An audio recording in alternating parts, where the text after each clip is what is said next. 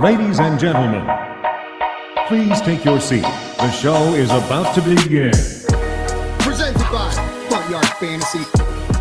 I'm your host, Simon. Joined as always by my wildly handsome co-host, John Luke Garofalo. Our friend Coop with us, aka Coop A. Fiasco.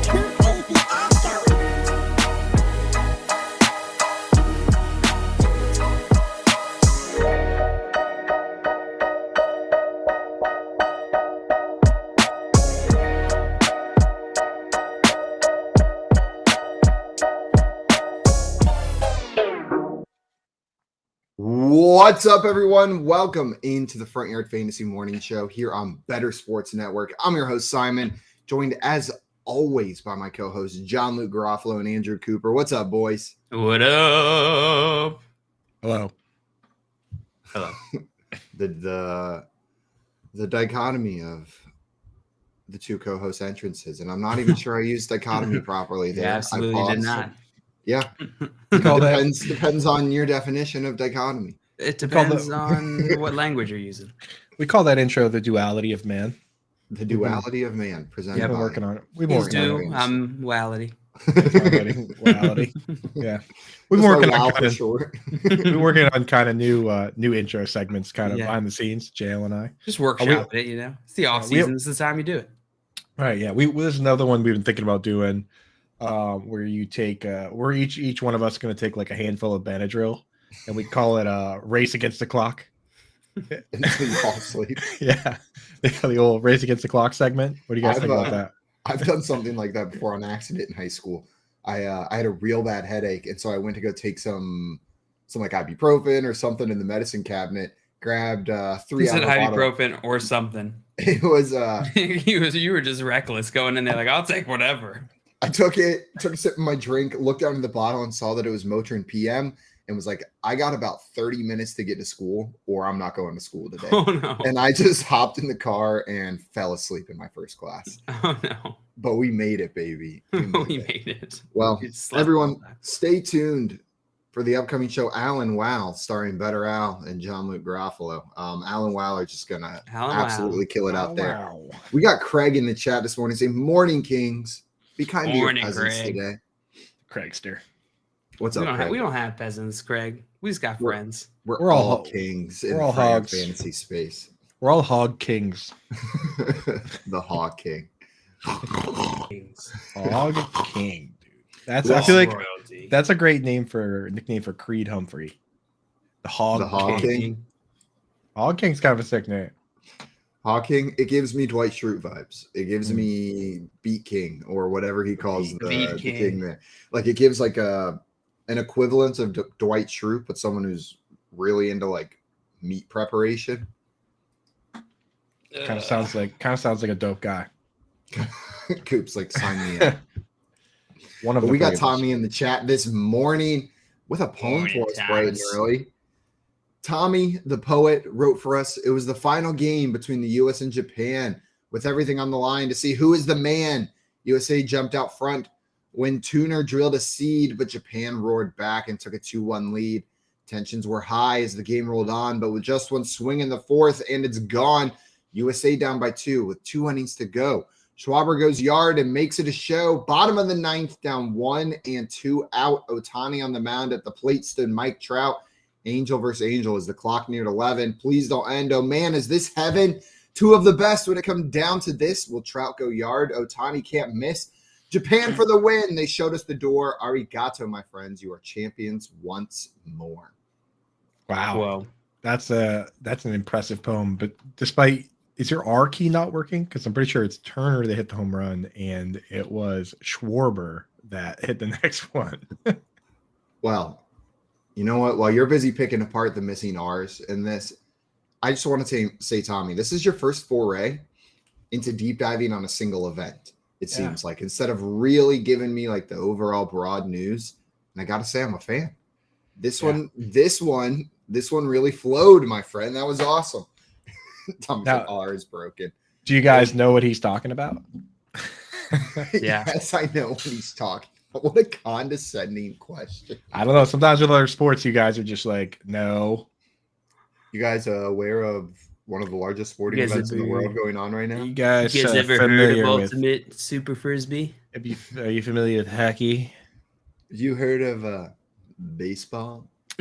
Baseball. I don't know if you guys have heard, but there's this new sport people are playing called baseball. It's supposed to be all the rage.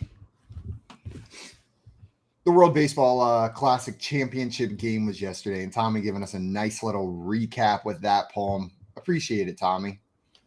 Yeah. And good morning to everybody else in the chat. Thank you for joining us. It is that time of morning, though. If we got some snacks, you get them out now because it's time for breakfast. We got the news. We got the stories. You're responsible for one thing and one thing only, and that is bringing your own breakfast. John Luke, you got something to munch on this morning? Oh, yeah. This nice glass of water. Mm-hmm. Crunch. You can eat that all at once? Yeah, I think so. I'll get another one during the break. I'm holding the boys down with a standard breakfast. Bagel, chocolate milk, coffee. Let's go. Blueberry scone. Fired up. Full stack of pancakes. French lobster. Toast. Full stack. Lobster. Wow. Sorry, breakfast lobster. Lobster bisque. Shepherd's pie. Yep. So pretty standard breakfast. Sterling's pie. Pretty average American breakfast. American pie. Did you have the full English while you were abroad? Did you eat beans for breakfast? Yeah, and the beans are awesome. I mean, like, the thing is, anytime you have that much stuff on a plate, there's going to be stuff you don't like. That's the problem with English breakfast. Like, why is there got to be like a mushroom and a tomato on there? Like, I don't need. It should be more like they have the full list of English breakfast things, and you pick like 7 that you like instead of getting like 10 absurd things on your plate. Yeah, hold the blood pudding, please. Yeah, blood pudding was all right. Coop's like, blood sausage. It's no beans, but blood sausage is pretty good. Yeah. How do you two vegan/vegetarian folks feel about blood sausage? Blood sausage. Here's what I think about it much. I would eat it if placed in front of me, not to be rude, and for the experience of knowing what it tastes like once, because I've never tried it. But I'm not like excited by the idea of blood sausage. You're a real trooper. I don't personally eat it, but every time I see somebody eating it, I just think, man, that's cool what they're putting in their body. That's weird. Yeah, I mean, it just tastes like regular sausage, so it's nothing crazy. Yeah, they really didn't have to do it dirty by naming it blood sausage. Yeah. Well, enjoy that blood sausage all up in your mouth. I think that's probably reached our max for blood sausage this morning. Blood sausage. We'll hit it again on the top of the next hour. Yeah. So if you need more blood sausage stock, it's coming your way. That's been the blood sausage segment. Another segment that we're kind of hammering out.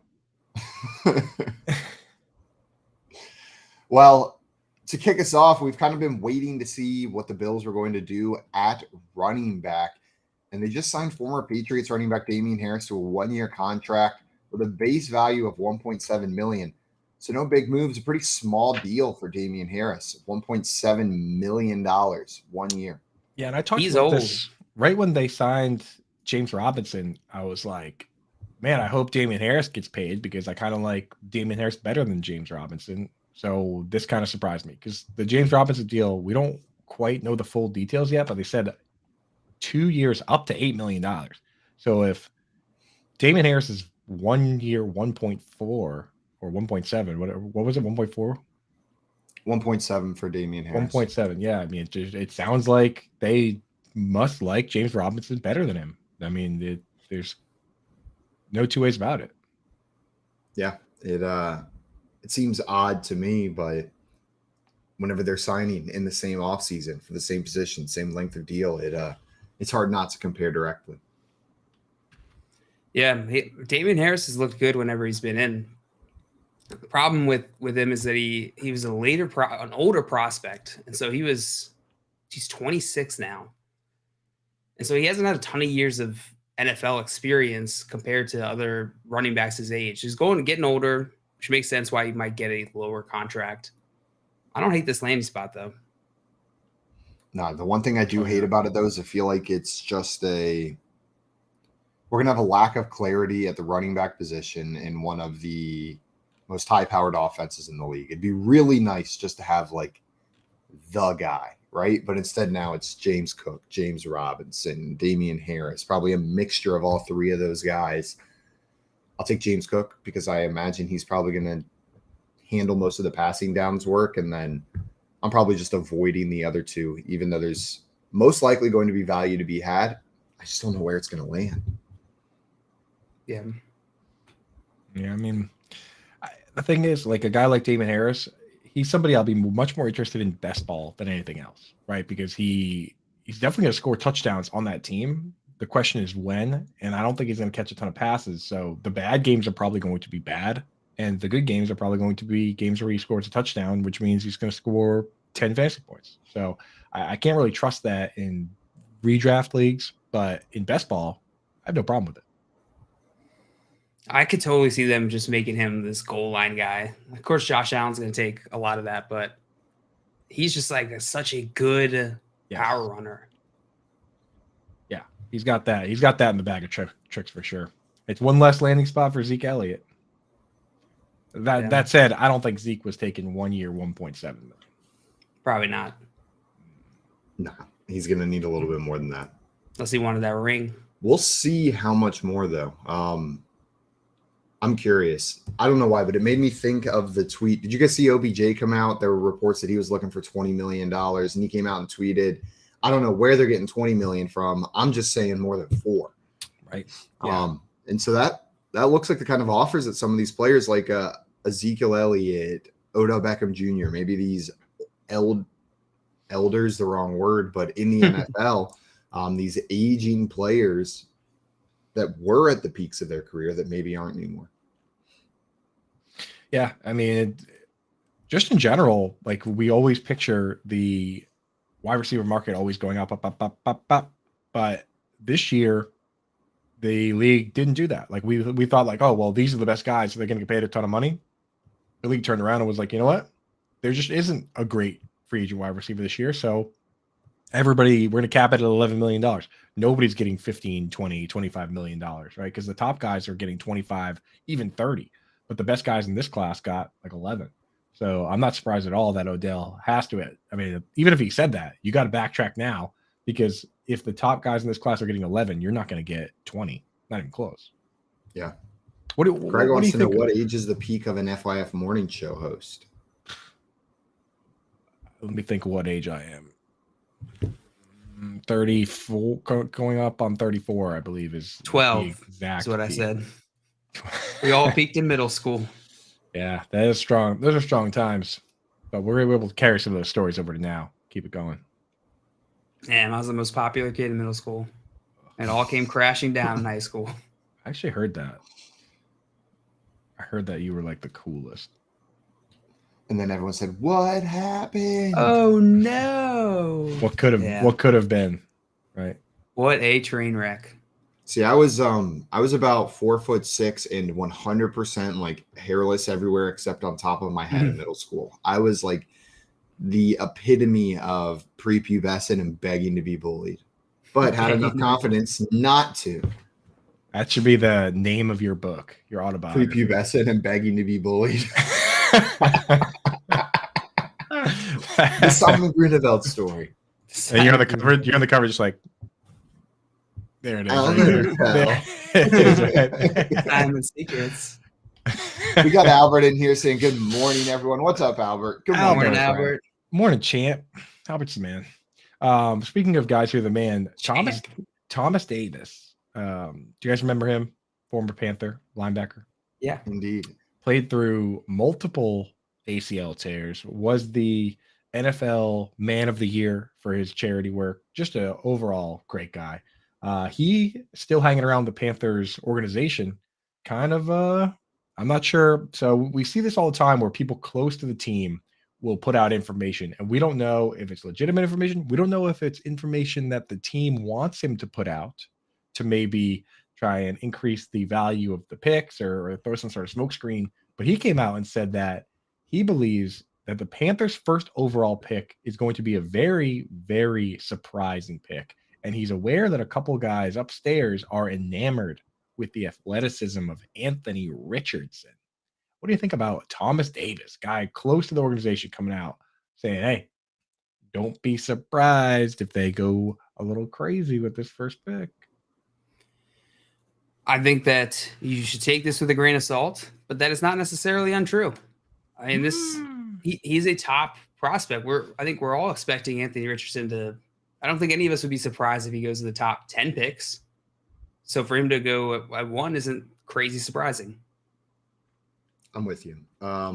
We expect Bryce Young or CJ Stroud at this point. That's been the narrative. I think those are the better choices. Right. And that's what we're expecting, but you're 100% right, Joe. This is reminiscent of the year whenever it was Baker Mayfield, Josh Allen, Josh Rosen, right? And there were legitimate arguments to be made for why each one of those players should be the number 1 pick overall. There was the Josh Rosen camp, there was the Baker Mayfield camp, and then probably most similar to Anthony Richardson, there was the Josh Allen camp. He is incredibly raw, unproven. His college tape doesn't look great, but holy cow, look at the athleticism in that dude, right?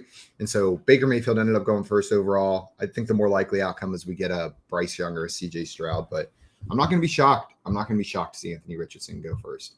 We've had recent years with kind of a tier of 3 at the beginning where we're unsure who's going to go out of that group. Now, do you? Yes. You good there? What was do you boys think that there's a possibility here that they are opossum or possum? Is there an opossum ability that they're trying to flip this pick for even more than they got if they like multiple, like say maybe the Colts have a quarterback they really like, maybe do a little flipsy doodle with them, go down to 4 and take whoever's left over. And kind of there's nearly a 99% chance that they're trying to do that. Because I think we're already seeing them do that. We're seeing the actual moves. We can look at it and say, yeah, that's them trying to do that. Right? They got the pick immediately. They're like, yeah, we're interested in selling it. I don't think they're going to get anybody to overpay because they overpaid. But we'll see if it works. Why not? Right? It's kind of like maybe a little bit of a fishing expedition. And it does sound like Thomas Davis is the shrimping boat captain. It does sound like there's a lot of interest because the reports coming out now are that Ryan Poles, Bears GM, was planning on holding out and waiting more for the belief that they might have been able to trade down to 2 or 3 and then trade down again to 9. But whenever DJ Moore got put in there, he just pulled the trigger and said, okay, like, yes, maybe this could turn into something even bigger, but what a haul. This is good enough. This is great. We'll take DJ Moore and run, cut our losses or whatever the thought process is. So I'm with you. I think like there was interest in trading down and down again from the Bears. So I have to imagine there's still interest in that first overall pick. And I feel like there's a bit of psychology at play here. Whenever a trade like this happens and the immediate reaction is everyone's like, you overpaid. I feel like there might be a little bit of buyer's remorse playing into this where they're like, oh, we're ready to sell. We're gonna hold this and it's gonna be more valuable. I don't know if anyone's gonna bite on that. Everybody's out. Just so you know, we didn't overpay. In fact, everybody's trying to give us more for it now, but we're not giving it to them. We're not giving it to them. And like also, you're telling me everybody tells you just made a bad decision and you're not going to like try and double down on it or backtrack. Like those are the 2 options basically. And they're playing all the cards too. They're playing like I'm crazy. I might do anything, like look out. Now, do you think there's an actual chance they do take Anthony Richardson? Yeah. Oof, that would be wild, man. I don't know. People would lose their marbles on that one. There's time between now and the draft, and we've seen teams prioritize athletic measurables over other traits in the past. That wouldn't be a first. Right. We've seen teams reach on hype in the past, right? Like the hype leading up to the draft. Anthony Richardson, there's not really a better case for that. Is a hyped up player. Craig in the chat saying over a month to go, so much can change. 100%. I'm not saying he doesn't deserve to get taken first overall. I don't think he is the most likely choice there. But I also don't think that it's absurd for him to go there. You're saying here that Anthony Richardson sucks and should never be the first overall pick? That's what I'm saying. Yeah. That's really rude. I could also see a world where he's this year's Malik Willis and there's all this pre-draft hype and then he just sits, and then drops he to the third. slides. Maybe third's pretty far, but the only reason I don't expect that is because he's being put in the same tier as multiple other quarterbacks. You know what I mean? Last year, it seemed like we just misidentified where the tier of quarterbacks slotted in, really. But he was still the first quarterback, Malik Willis. Kenny Pickett. Oh, yeah. Kenny Pickett after Kenny Pickett. Yeah, second quarterback. I think we just misidentified where that tier was. Whereas this one, like, because Anthony Richardson is being compared to these players that I feel like are pretty well anchored at the top of the draft, I don't think we're going to see him in the third round. Maybe end of the first. Maybe like he falls and we see a playoff team take a shot on developing Anthony Richardson. But yeah, the Steelers should not have taken Pickett. The Steelers should have gotten some like star player at a different position and just waited for this year. Probably. Wait, you didn't think Pickett looked awesome when he threw 7 touchdown passes last year? I think Pickett is going to be fine. The seventh one that sold me. It was the seventh one that really was like, yeah, that guy's a star. Dude, did you see that time he almost threw a touchdown pass to Deontay Johnson? Yeah, it was almost incredible. Almost, dude. Deontay Johnson almost scored a touchdown last year. But I will say the last time we saw what you just described, JL, it was Lamar Jackson. So the Ravens. What did I just describe?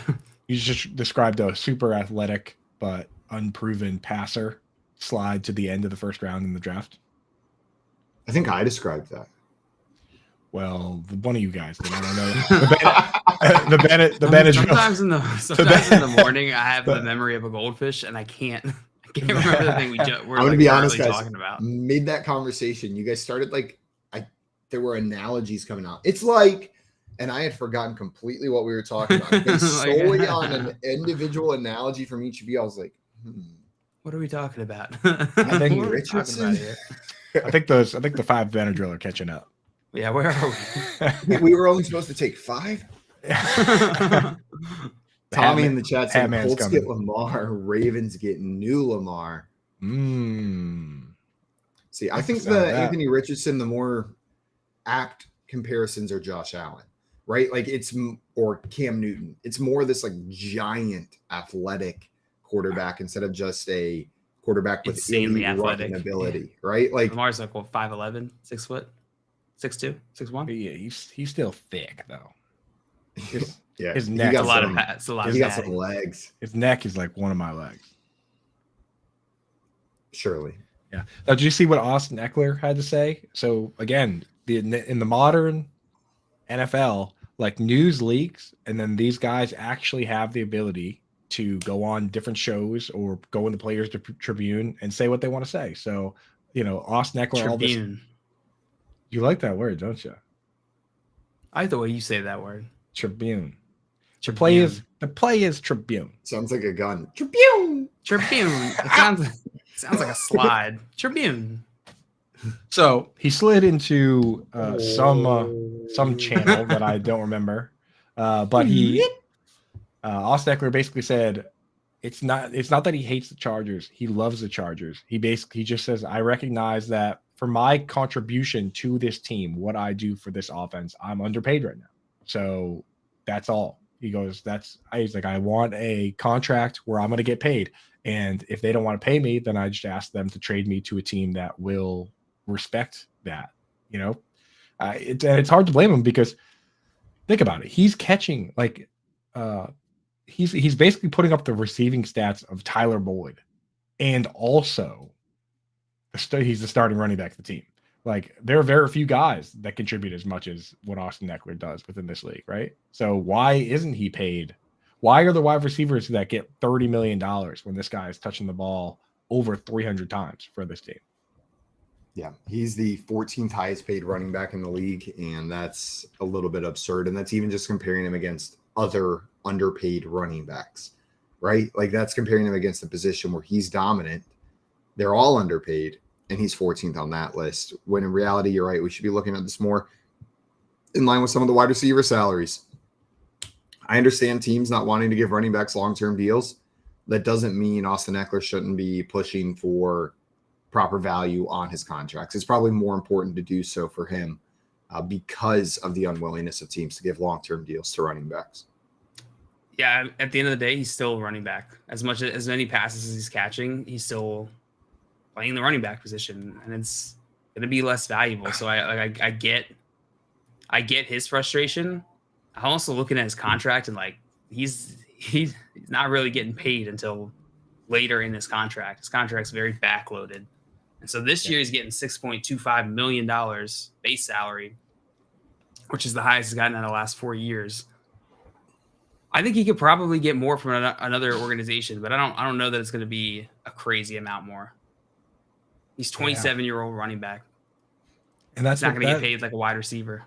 That stinks, dude. Where it's like you don't get paid retroactively. So we've seen it a million times. We saw it with DeMarco Murray with the Cowboys. He got like 400 touches, and he was like, "All right, pay me." And they were like, "Why would you pay you now? You're all beat up." He played through. He had hand surgery mid-season and didn't miss a game. And then afterwards, they were like, "Oh yeah, all right, thank you, bye." And then I traded for him in every dynasty league I was ever in. Naturally, well, you got to get those guys. Dude. You got to get those guys. Get your guys. Yeah. Simon goes down to the tire shop, and the people, they take their old tires off and get new ones. And Simon's like, "Are you gonna keep those? Are you using that? Are you gonna finish that?" I immediately just crawl inside of it and roll down the sidewalk and roll out the front door. I just hit the front door, and I'm like, "Could someone get that?" Someone's like, "Thanks." The arms coming out, going down the street. That's what it's like trading for DeMarco Murray in Dynasty. You guys ever rolled down a hill in a anything, in a tire, in a tire, in a barrel, and I rolled down myself. Have, and you before you get up in there, you really underestimate how many rotations there are going to be. Loops. Oh my god! Whoa! When the radius goes from just your body spinning to now like 1 foot, it is shocking. I just like, where am I gonna hit? I just got a little disoriented just now, just thinking about it. I want to go do that immediately. That's why I said my initial urge is to just go out to the field and do that. Next time we're together, JL, we'll find a large tire in a field and we'll get in it together. We're just to get a very large tire. As it gets to the end, it slows down. We're just fall on top of each other inside. No. Gravity. Gravity. Also, Keith in the chat saying, "I'm convinced Coop is a time traveler because he's always very impressed that players use social media." Yeah. He's like, man, he's got this newfangled website where he can share his feelings with all his friends in real time. It's not even in the paper. Players couldn't talk unless they put out an ad in the newspaper. Yeah, they had to go down to the old Players Tribune, which we called the Boston Globe. Speaking Boston Tribune. They had to talk to Smudge Peterson for 3 hours just to get a clip out. Speaking of the Players Tribune, Donta Hightower had an article in the Players Tribune announcing his retirement. He's been the heart and soul tackle leader for the Patriots defense, won 2 Super Bowls, but basically came out and said, "Hey, I have no qualms about the blood, sweat, and tears that I left on the field for this team. I'm hanging them up." What do you boys think? The timing of this is not ideal for the Patriots. And I'm not, honestly, with this one, I'm not 100% sure they saw it coming. When Devin McCourty retired, I actually was down because the stadium's like 10 minutes away. I was down there the same day, and there were billboards up saying, "Thank you, Devin McCourty." So that one, clearly they had that one. That one was scheduled. This one, I'm not 100% sure, but maybe they did know about it. But it leaves them without a middle linebacker, without a safety. Patriots defense could be in a little bit of trouble. Shout out to Donta Hightower. Congratulations on an incredible career. Enjoy your retirement. Go pick up knitting or cross stitching or archery or something. You got all this time for a hobby now. That being said, a real hobby, unlike not a career, a hobby. He's made football his career. Watch slowly. We're gonna like turn on the next Olympics, and we're gonna see Hightower out there just lined up with a bow and arrow in his hand, competing at the highest level. Thing. I don't know what you call that. The quill finger. Clip. The quill finger. I think that's quill exactly finger. what it's called. That is what it is. Yeah, that is what it Quill is. Finger. Yeah, I mean, he was supposed to be a unrestricted free agent after this past season, so makes sense. They would have had to renew him if he wasn't going to retire. Yeah, he probably took a little quick peek at the market, and just said, you know what, not worth it to go through that grind again for that. Yeah, at his age. Listen to this list tweeted out by Emmanuel Acho highlighting the 2012 inside linebacker draft class, which includes Deonta Hightower. So we've got Deonta Hightower, Luke Kuechly, Bobby Wagner, Demario Davis, and Levante David, all in one draft class, same position. Pretty freaking stacked coming out in 2012. Yeah. Coop, how old are you? Older than 12, younger than 50. Pretty big range. Yeah, Texas ranges. Somewhere in the middle. I'm going to be 34 this year. I honestly, I'm at the age. 33 currently? Yeah, I'm at the age now where I forget, where I legitimately do forget. Oh, yeah, that happens to me for sure. Yeah, I was asking because Hightower's 33. Yeah, maybe it's time I hang him up. Well, boys, maybe it's about that time. Time to pick up knitting. Coop, I like to imagine whenever Pardon you the do anime. retire, that's exactly how you do it, and that is the last contact you ever have with Never talk to you everybody. again. Like Coop just gets off, and we all just go like, "Ah, good man," and then Walk right through that Never door. see him again. Never speak to Coop again. Walk through that door into Narnia. Smell you boys later. That'll be my last words on the show. He turns around right before he walks out the door and closes it. He's hogs up, baby. Yeah. Closes the door. His legs turn into goat legs. Turns out Coop's been a satyr this whole time as he gallops out of the door. I can't say hogs up, boys, because I already said my last words were going to be smell you boys later. We got Jolly Rancher in the chat saying, "Don't do it! Don't do it!" You know what? Want you to retire. I was waiting for someone to say that. I'll stay. It's like begging us like I'm to like, make it not retire. John, they're like, good one. Like, Retire harder. Like, looking at the chat, I'm like, Retire somebody in the chat's going to step in and say something soon. Surely someone wants Coop me around. opens the door back up. Did you guys say something? Yeah, Audie Coop was already that? texted me, said congrats on your retirement. She's still She a fan put of up the a show. billboard outside your house. Yeah. Thank Did you, you- Coop.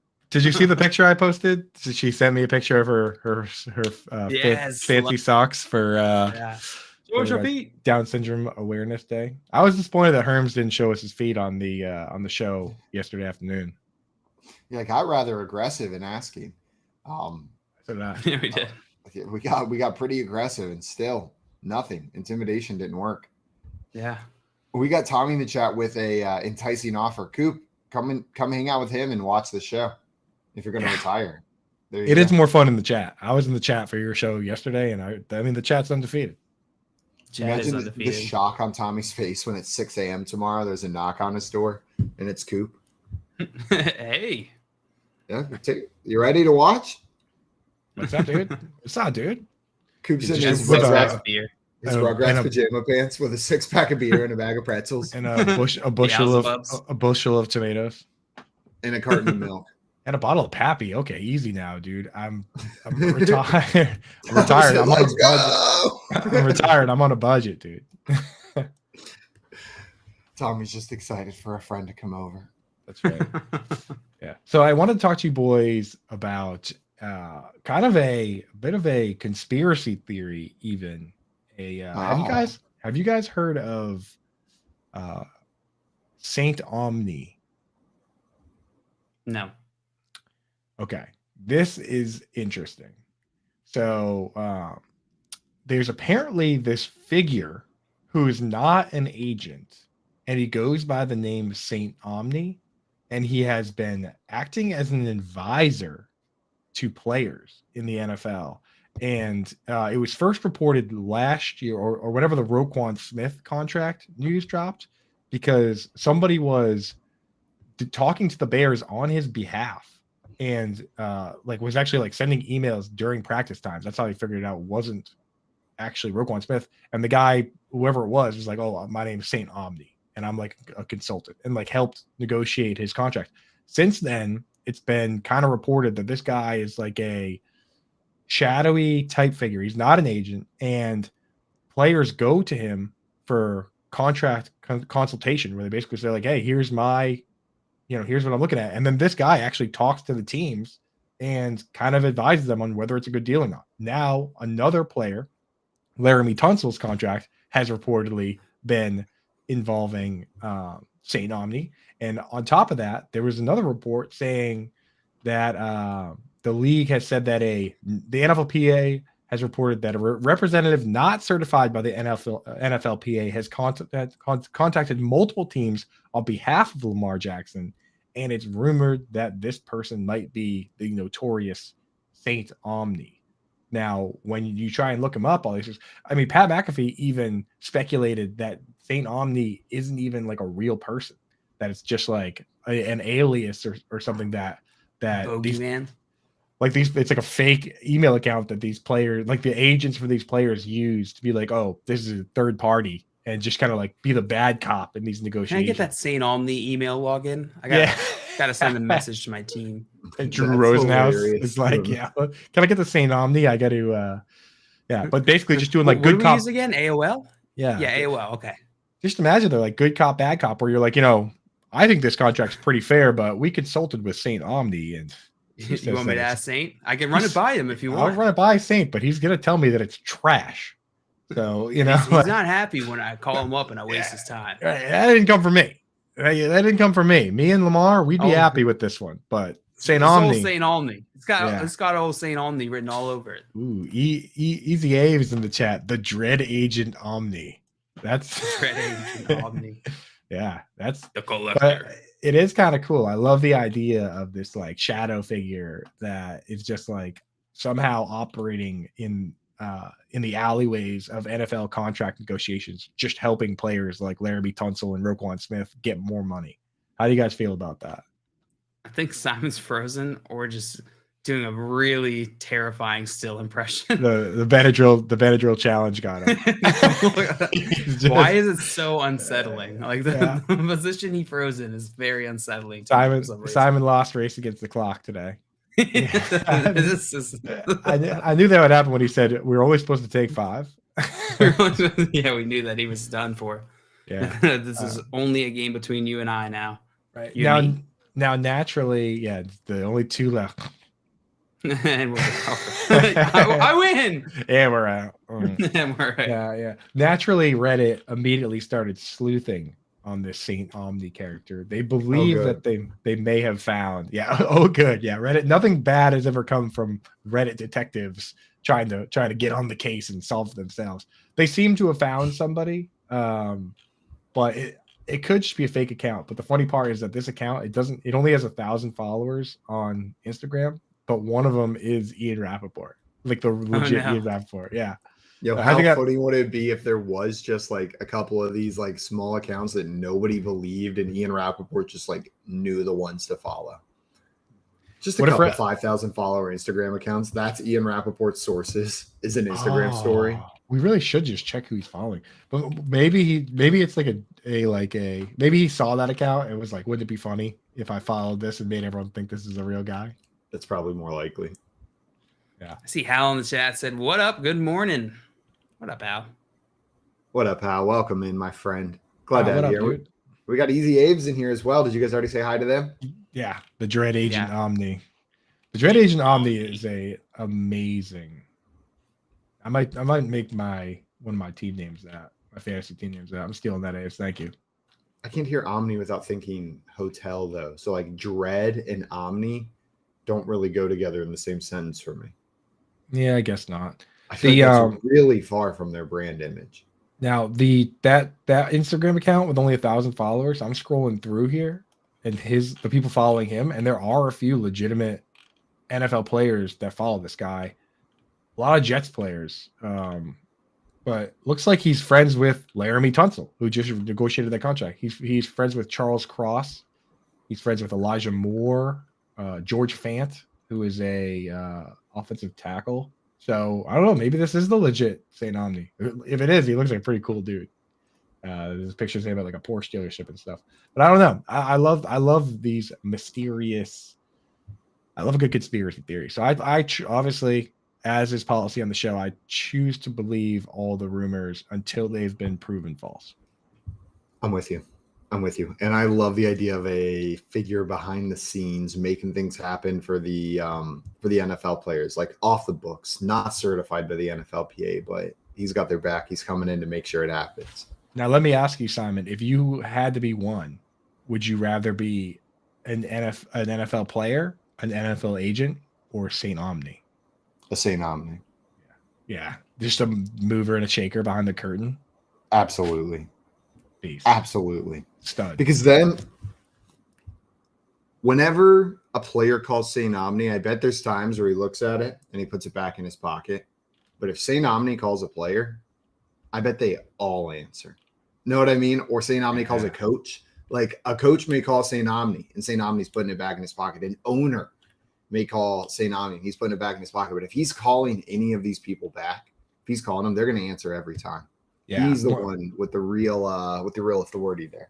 Yeah, which if I was St. Omni, I would take the biggest advantage of. I'd be at like the club, like talking to like a chick, and I'd be like, "Yeah, I'm St. Omni. Why don't you ask about me?" And they'd be like, "Who?" And then I would just like FaceTime Elijah Moore, be like, "What's up?" So Elijah Moore in there. Yeah, just like whatever, no big deal. Friends with Cam Newton. Also, we got Dustin in here. What's up, Dustin? Said, I'm all about being behind the curtain. My goal in life is to be the biggest mover and shaker and let someone else be the powerless figurehead. Yeah, well, I'm willing to be the powerless figurehead, and be out in front, get all the perks, walk the red carpet, do all that stuff. So maybe we can link up on that, Dustin. It works out. And then, JL, you and I have to figure out who's going to be the powerless figurehead and the mover and shaker behind the scenes. But we can figure it out. Yeah, I think we got that. Do you have any preference? Were you actually frozen that whole time, JL, or were you just making a face? If so, that was amazing. I thought you lost. Tell. I didn't realize it for a long time. I thought you really just. I thought you had lost. I can't see you, Simon, so I can just assume that you're making a face. Yeah, I'm making a duck face. You were just sitting there stuck with like your lips pursed in a duck face for like 5 minutes. I thought you were legitimately just making that face. I'm starting to think we might have to scrap Race Against the Clock as a segment. We're too good at it. Too good. There's a report coming out of Cleveland yesterday from Mary Kay Cabot saying that the Browns have not closed the door on trading for Broncos 2020 first-round wide receiver Jerry Jeudy, despite the lack of a first-round pick that they have. That's what the Broncos have been demanding. But it does look like Cleveland's still in the market for a wide receiver. And the rumors coming out of Denver show that they're open to moving most of these guys for the right price. They've said they're looking at options for Courtland Sutton. They're open to trading Jerry Jeudy for a first. So maybe they're not thrilled with the receivers, even though we look at it and think they should be pretty happy. Yeah, so I've got a bit of a running theory. I think I briefly mentioned it yesterday, but I look at what the Saints are doing with this team and how they're building the roster construction. And I honestly think that they're going to run primarily 2 wide receiver sets. So right now they have Courtland Sutton, Tim Patrick, Jerry Jeudy, and KJ Hamler. They have Greg Dulcich as the pass catching tight end. They went out and they signed Chris Manhertz, who's one of the better blocking tight ends in the league. And they went out and signed Michael Burton, who's a fullback, played for the Chiefs last year. But in 2020, he played for Sean Payton on the Saints. And in that season, he was playing 35% of the snaps regularly. So if you have, a running back, a fullback, 2 tight ends, that's a 1 wide receiver set. If you have, anytime you bring in just the 1 extra tight end or just the 1 fullback, that's a 2 wide receiver set. So I personally think they're looking at that and saying, we're allocating so much of our money, so much of our assets to this position, where we've got so much of our ass on this position that we need to take part of that and cash it out. So I think that part of it might be they want their own guys. It's a new regime. They might want their own guys in there. But I think part of it might be that they're looking at it and saying, why do we have all these guys if we're not going to do it? And we see it all the time on when defensive coaches come in. Like if you come in, and it's just so much easier to explain when a coach comes in that runs a 4-3 defense and the current defense is a 3-4, and you see guys get moved and traded immediately, and you're like, oh well, he's converting it from a 3-4 to a 4-3. But on offense, we don't say the same thing if they're converting it from a 11 personnel offense to a 12 personnel offense. But I think that's actually what's going on. So if Courtland Sutton and Jerry Jeudy do get traded in my dynasty league, I'm not going to sit here and say, oh, these guys aren't valuable anymore. I'm just going to say, oh, well, they're not needed for this format, this formation, personnel group. So that's my take on that. That's been fullback talk. Fullback talk with even with the fullback talk or the scheme situation here. I think that I think Denver needs to take a look at themselves here, and I don't think they've put Courtland Sutton or Jerry Jeudy in a position to succeed. And so I think both of these guys are incredibly talented, and they'll do fine at other teams if they do get traded. I think they'll also do fine here in Sean Payton's offense. Right.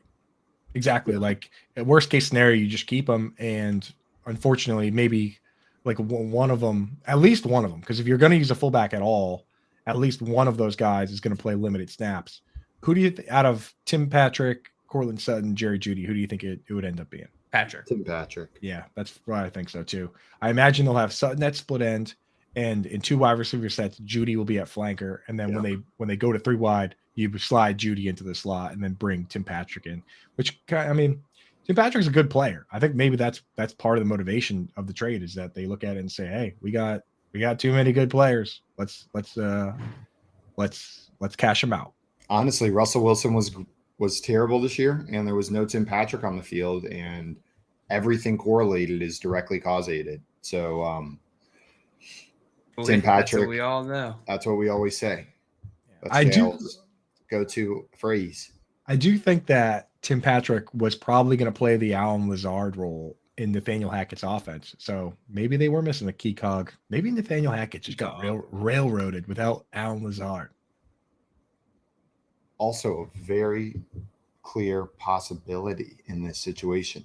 Now, on the other side of this trade rumor, though, the Browns look like they're looking to make moves for a second wide receiver. Do you guys think this is a good landing spot for a fantasy wide receiver, for a wide receiver 2 type player? What spot? The Cleveland Browns. They're the team that were rumored to be looking at Jerry Jeudy. Because it's Amari Cooper, then Donovan Peoples-Jones, Anthony Schwartz. Right, like there isn't Jarvis Landry, the ghost of Jarvis Landry. I mean, if Jarvis Landry landed there, maybe it could be in line for a resurgence. I don't think he's going back to Cleveland though.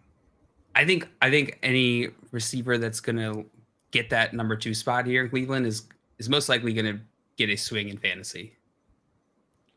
And so Jerry Jeudy or Courtland Sutton landing there is going to be awesome. Yeah, I mean, if Jeudy landed there, he would be a full snap player. It would vaporize Donovan Peoples-Jones, but I'd definitely be interested in Jeudy for fantasy football, playing with Deshaun Watson. No question. Are you guys expecting the Browns to shift to a more pass-heavy offense? It depends. I want to see the rest of this offseason. There were rumors about Nick Chubb no longer being a part of his team, then moving his contract, trading him. If that happens, the coach coming out saying how he's not necessarily run heavy. Yeah. I think he was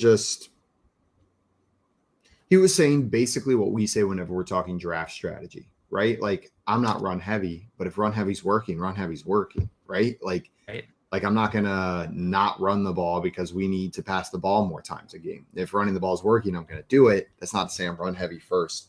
If they've got Nick Chubb on this roster, they're probably going to be a heavier run team than the average NFL team, just because Nick Chubb is Nick Chubb. You play to the talent of your players. If you got Derrick Henry, you run the ball more than average. If you got Nick Chubb, you run the ball more than average. Right. Yeah. I mean, it's still going to be dictated by game script to a certain degree, but I think now at least they're capable of throwing more, whereas for a long time they didn't really have a great quarterback, so their hands were kind of tied. So I think it's going to be more balanced just by the nature of spending $200 million on a quarterback. Agreed. Also, Hal in the chat thinks you're drunk, Coop. Says Coop is drunk, yet Hal misspelled Coop. Wow, accusing you of being drunk. Even me and Hal are both drunk. Why am I drunk, Hal? That's happy. I like how Coop's response wasn't "No, you're drunk." It's "No, we're both drunk." No, we're drunk. First of all, how dare you? Is that a chip in your mug, Coop, or is that part of the design? Is that a snake in your boot? There used to be a Patriots thing on there, but it fell off. But it fell off after Deflategate. Is it? So my question is: it still a Patriots mug? Every time the Patriots cheat, the little Elvis head falls off another piece of memorabilia. You in? Yeah, there's a lot of Patriots heads lying on the ground, and a lot of Super Bowl championships as well. Right next to them. Let's go, baby. The dark arts. Dark arts. Well, guys. Well, we didn't talk about the one. The Herms would be very disappointed if we. Oh my god! Big news. I've been wanting to bring that up since like 20 minutes ago. Hit us with it, Jay. Kept forgetting. No, go ahead. The big splash, the crazy news of yesterday. Ronald Jones is back. He signs a 1 year, $1.5 million deal to be the lead running back of the Dallas Cowboys. The megastar Billies. bell cow starting back for the Cowboys. What do you boys think? Ronald Jones, what round? First round? If he makes his way out of the first round, do you take him in the second? I'm taking Ron Last Cow Jones in the first round. First round. Let's go. Clip that. Yeah. First round. First overall? It's a little too rich for me. I think I'd take him in the second round. Okay. When you say you can't say advice like that because then people might actually think that you're being serious. Yes. No. Ronald Jones probably to Tony Pollard now. But what if? Just bear with me, guys. Just hear me out on this one. What if we get Ronald Jones just playing that Zeke role this year? Like he slots in right where Zeke was, and we get this nice old clean committee here in Dallas. Just touchdowns every week like Zeke had? Exactly. I'm not convinced he's the second best running back on that team. I don't it was said jokingly on our show yesterday, but then I was thinking about it. Is Ronald Jones better than Malik Davis?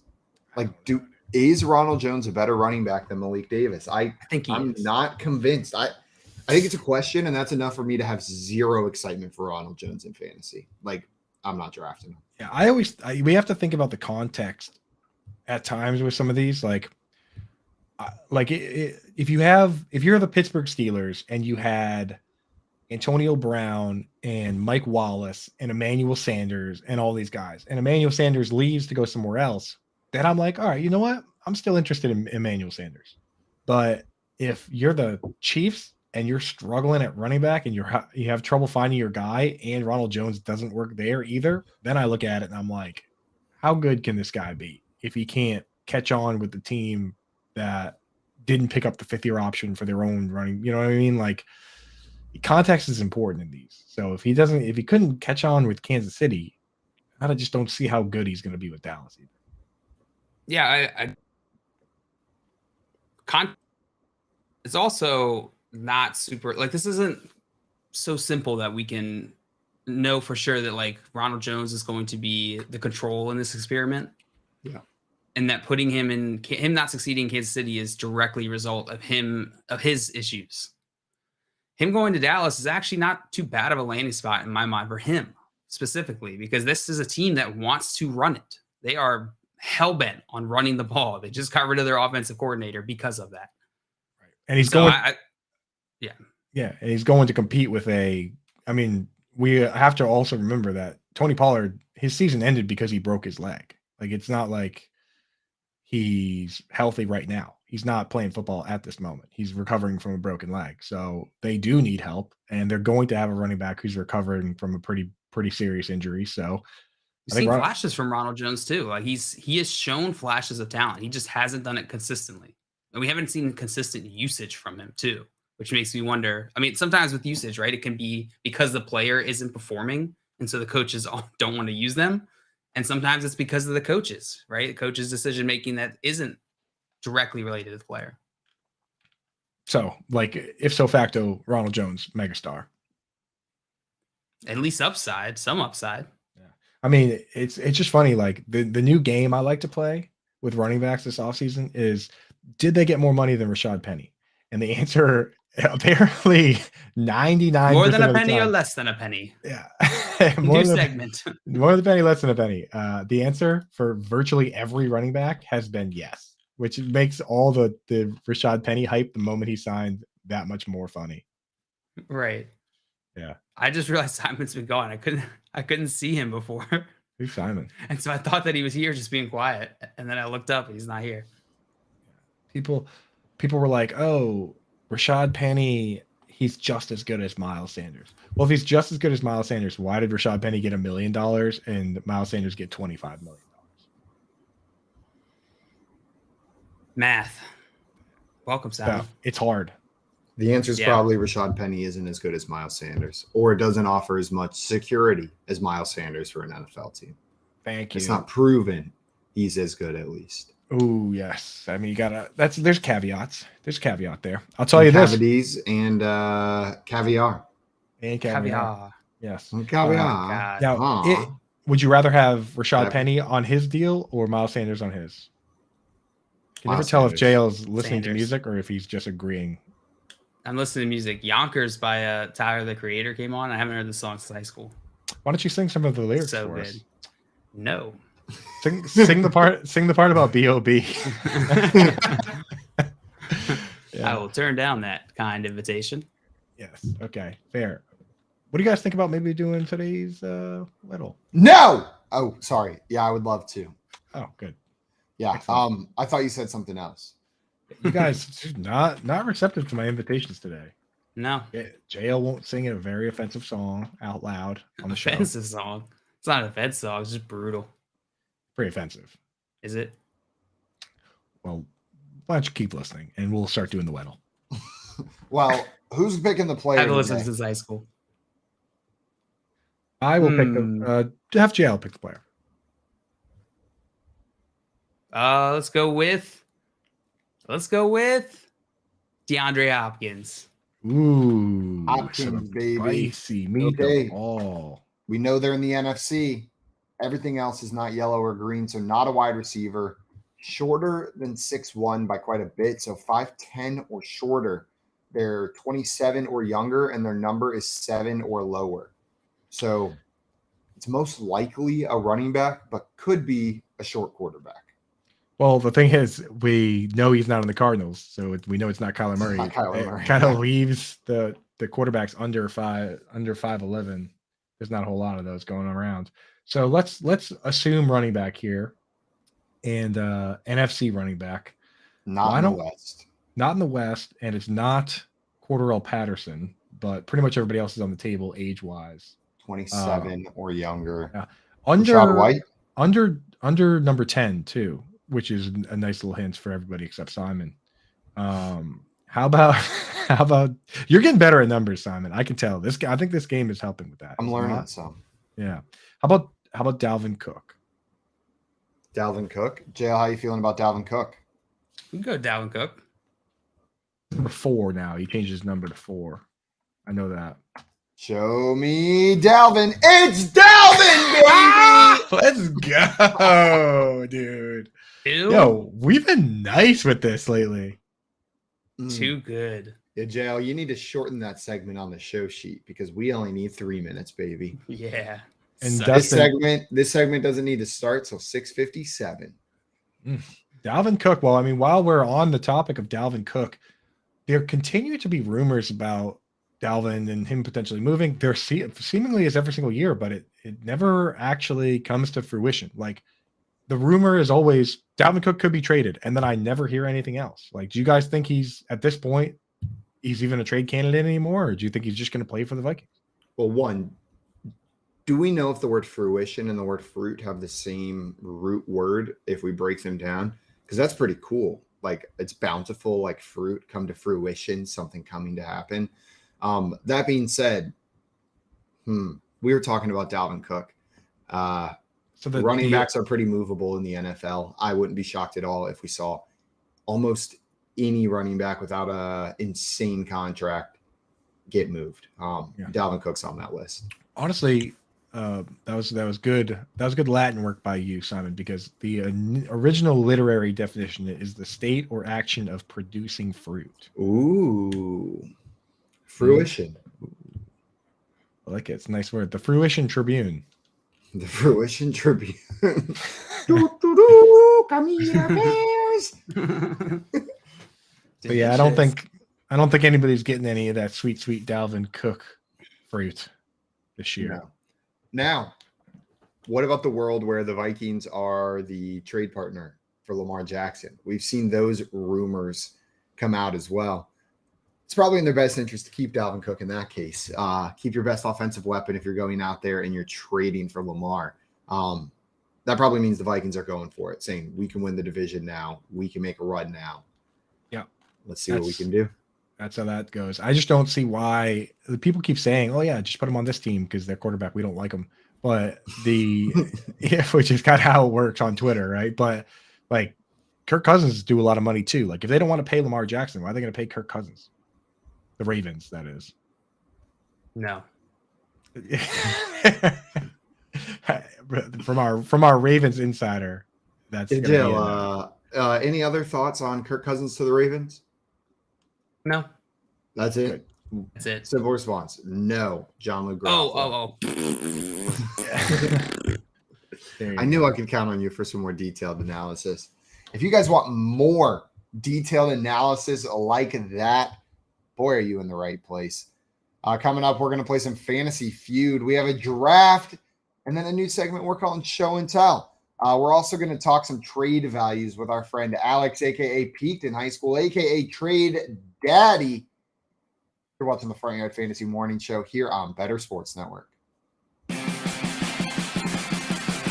Talk about your picks and your fantasy teams on Better Sports Network. The importance of checking out the site that you're playing on. Default rankings of these sites. A lot of times they don't get updated. I know from experience. I used to write default rankings for the NFBKC, the basketball version of the NFBC. I'd write these default rankings in June for the NBA, before the NBA draft, before free agency opened up. And guess what? I was never asked to write an update article or update the default rankings. This happens a lot. Maybe if there's something obvious, it gets updated. Aaron Judge, for some reason, hurts his back. Maybe they make that change. Just maybe. But you don't know that. And that's why it's just so important that you show up to your draft room or you do that pre-draft prep. We're all busy. We know we're about to devote a lot of time to our fantasy baseball drafts.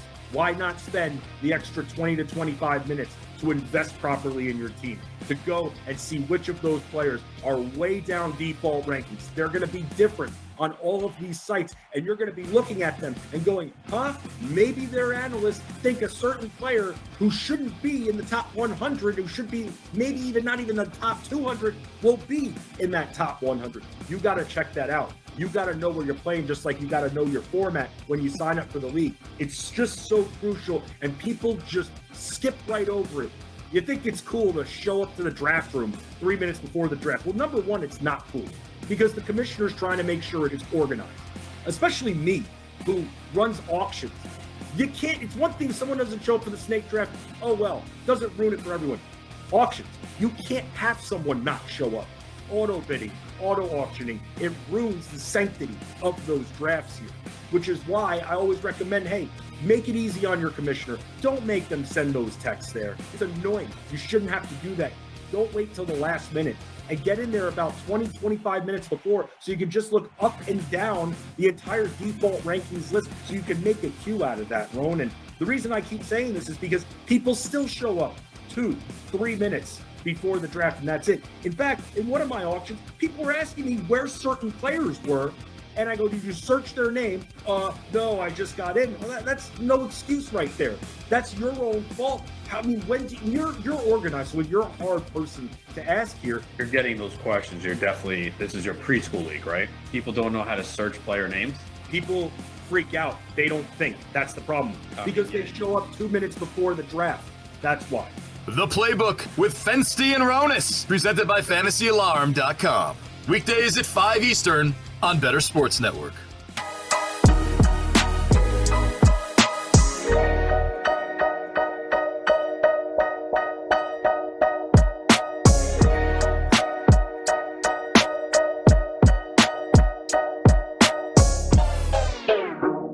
Welcome back to the Front Yard Fantasy Morning Show.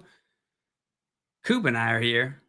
Just Coop in the halls. A little bit of Coop in the halls. Dude, Simon taking a little napsy doodle after losing our new segment that we did this morning. The what was it called again? The race for the race against time, race against clock, race the clock. Race the clock, the challenge where we each eat a handful of Benadryl and see who can stay awake the longest.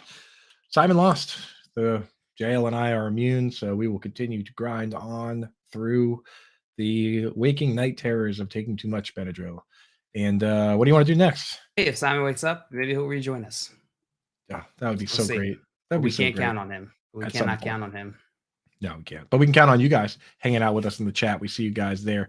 Tim Wright, Dustin, Hal, Tommy, Aves, the boys. Let's go. And the girls. We saw Simon's mom was in here earlier. I'm not sure if she left to go check on him, but we got the gang here today, and we're here to talk some ball, play some games.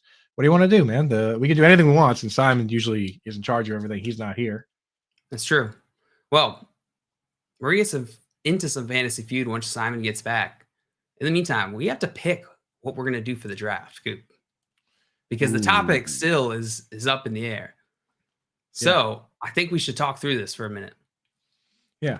Simon's leaning towards adult animation draft. So like adult animation, I guess TV shows would be the distinction. Okay. Yeah. Because we've done a TV show draft in the past, but it was like kid shows. So we did like Hey Arnold and all that. Right. We haven't done like, yeah. Are there enough? House's best raw fish recipe. That's an idea. So much to choose from that I love in that category. Yeah, it's going to be hard to narrow it down, really. Yeah. We could do historical figures or influential historical figures, classic board games, animated films. All these we got loaded up as a list.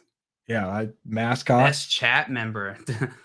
Does this says best chat member? That could get a little That's spicy. That's actually a really funny idea. This round, I think I can wait. I think my guy's gonna fall to me, and he did. Mr. Scampers, let's go. Mr. Scamp, dude. Toronto Dave, shout out the Toronto area. That would be funny, but would also be pretty ridiculous. How about top 10 things that you love about Kirk Cousins? I hate that. And Tim said, that was Tim's suggestion. I thought that was your suggestion. That was Tim's. Nobody boils a steak quite like Kirk Cousins. I'll say that. Tim said, I would feel alive if JL had to have Kirk as his QB. Why, Tim? Why would you do that to me? I would never wish that upon my friend. Hal says, please do the chat draft. I know I'll be left out, but it's still funny. Hal, you'd be a first round pick, man. Yeah, like man. You're not only in here all the time, but you called the Ronald Jones of FYF. You called in the show yesterday and showed your feet, Hal. You're a first round pick. You're a first round pick. 100%. You earned that spot, buddy. You put in the work, dude. Yeah. You put in the work with your feet. Your name's Work and Grind for a reason, brother. Yeah, you're in there, dude. You're up there. So yeah, but no chat draft. I don't know. These ones are kind of. I think adult animation, is probably going to win out then. It's probably got to be the one today. We'll see. Animals would be cool. Animals. Yeah, that one's on the list too. Just I kind of like how broad that is. Just animals. Just animals. So car models is a great one. The problem that I run into with cars all the time is that it's one of those topics. Every once in a while, I come across a topic that proves to me that I don't know everything. Like sometimes we kind of think like, oh, I'm a 30-something-year-old man. I must know everything that needs to be known. But then people start seriously talking about cars, and I'm just like, okay, I don't know anything about this. right? Like Yep. I think I know about it until people start talking about it, and then I realize I just know a couple cars that I saw and like Gone in 60 Seconds. Like I don't know, I don't actually know how they work. Right. Right. My nephew is super into cars. And we were and every time I talk, like we get together, he just sits there and starts telling me about all these different car stuff. I'm like, I'm so dumb. Cool. Yeah. Exactly. Like I know I spend all my day learning, Right. just learning different stuff. And then, but cars is not part of that circle. And so I just have no idea what he's talking about. I'm like, oh yeah, no, cool. What does that do? Abe said we should do car models named after animals. Car models is in the list. Yeah. Let's Names after animals. I like that. I like that qualifier. I'm going first round pick. What you got? Dodge Viper. Oh, good pick. I'm gonna take a Barracuda. RAV4. Oh wait, no. RAV4s were forever ruined for me by Kanye West. With Corolla. With that rap line when he said, "What you think I rap for, to push a fucking RAV4?" And I was like, "Oh, RAV4s are dead." RAV4s are an elite, reliable vehicle when it comes to like just multi-purpose reliability. What else do you need? It's a cool carpool car. Kanye was out of pocket with that one, which probably the only controversial thing he said in a while. yeah, he's his takes on RAV4 is why everyone's so Kanye usually pretty level-headed, but that RAV4 take was out of line. My dog took a massive shit on the floor. Sorry, I was late coming back. Just huge, like bigger than your head. Did you show us? I sent a picture to you guys. If you check your phone, Keith, get that picture loaded up. Keith, throw up the picture of my dog's massive turd from the kitchen. Probably not going to. Michael in the chat said Toronto Dave is the GOAT league mate. Just thought people should know. I respect you spread the good word. TD's the man, dude. Truly, he truly is, dude. Shout out Dave from the Toronto area. Shout out Dave, dude.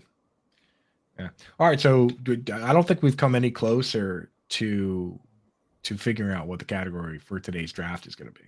We already did adult animation. Okay. TV shows. Simon won. Oh yeah, I like that one. That's good. I wasn't even here. I know, but it was hard, and it had a stiff competition. We had best chat member suggestion in the chat. Top 10 things you love about Kirk Cousins. Yeah, a lot of good suggestions. Best chat member. Car models named after animals. Just banger after banger in the chat. Tim's idea is a really fun one that we should do with Tim. The coolest things. Like you just try to make a team where like the only prompt that we would put out there is which team's the coolest, and you put it could be people, it could be stuff, it could be activities. Cool draft. Cool draft. Cool draft the coolest draft, team. dude. Make the coolest team, huh? But you can't. I like it. Wow, I'm getting Uggs. The 101. 101 Uggs. Uggs. 102. Airbrush t-shirts. Airbrush t-shirts with a caricature on it. Yeah, sorry, JL. We took the clear 101 and 102. So fanny pack. Shoot. Yeah. Every time just take finger traps.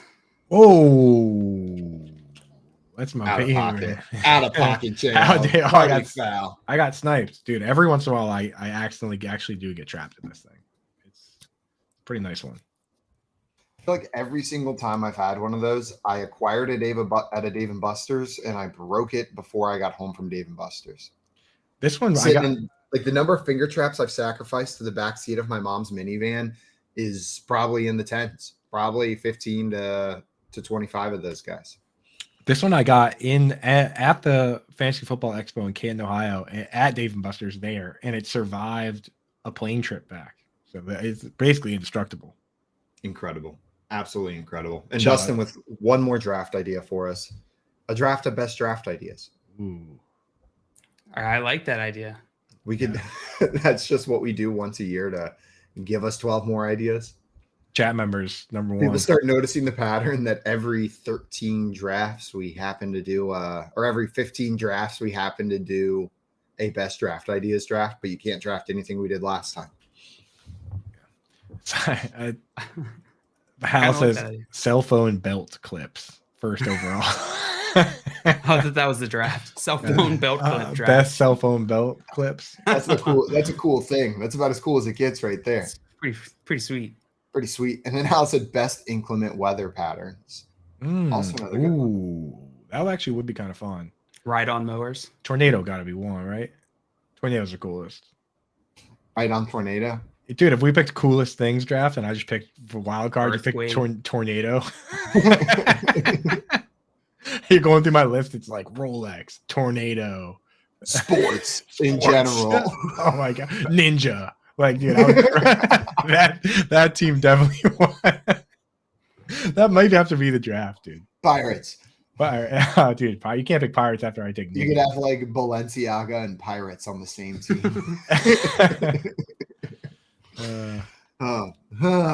Well, guys, we're not doing that. Instead, we're playing a game we call Fantasy Feud. If you've never played with us before, this is a lot like the popular TV show Family Feud, but with a fantasy football twist.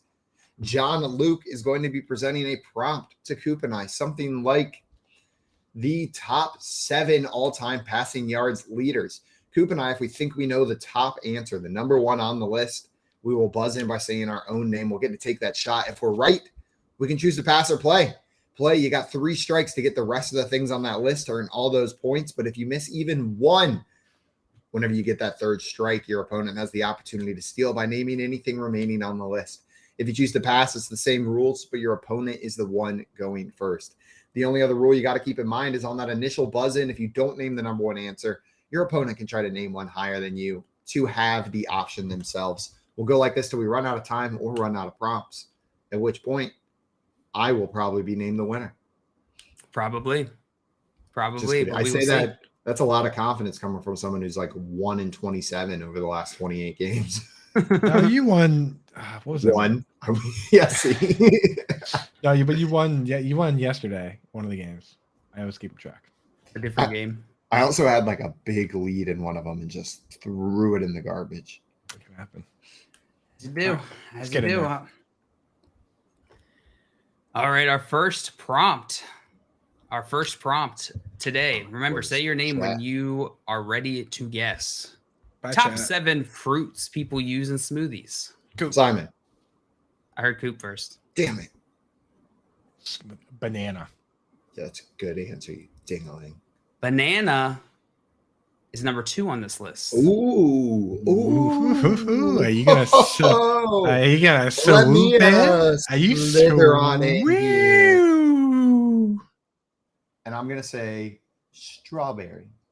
Strawberry is number 1 on this list. Let's go. Strawberry. It was the classic shake and bake right there because I was 100% gonna say banana. And then you pulled the old strawberry swoop. The strawberry swoop. Okay. Well, top 7, number 1 and 2 has been named. Simon, would you like to pass or play? Those are really the big smoothie fruits, so it might be deceptively tricky here, but I'm gonna play. All right. I'm gonna play. I got the chat closed, so I can't see any of the fruits they're naming. I hope this. You can't see any of the fruits in the chat. None of the ones that they're naming down there. I hope that this round comes to fruition for me, and I get all of these points. Motif. I like that. I'm gonna say not blueberry. Blueberry. Give me blueberry. Is number 3 on this list. Show me your blueberries. Number 4. I'm gonna go in order. Number 4 is mango. Mango is number 4.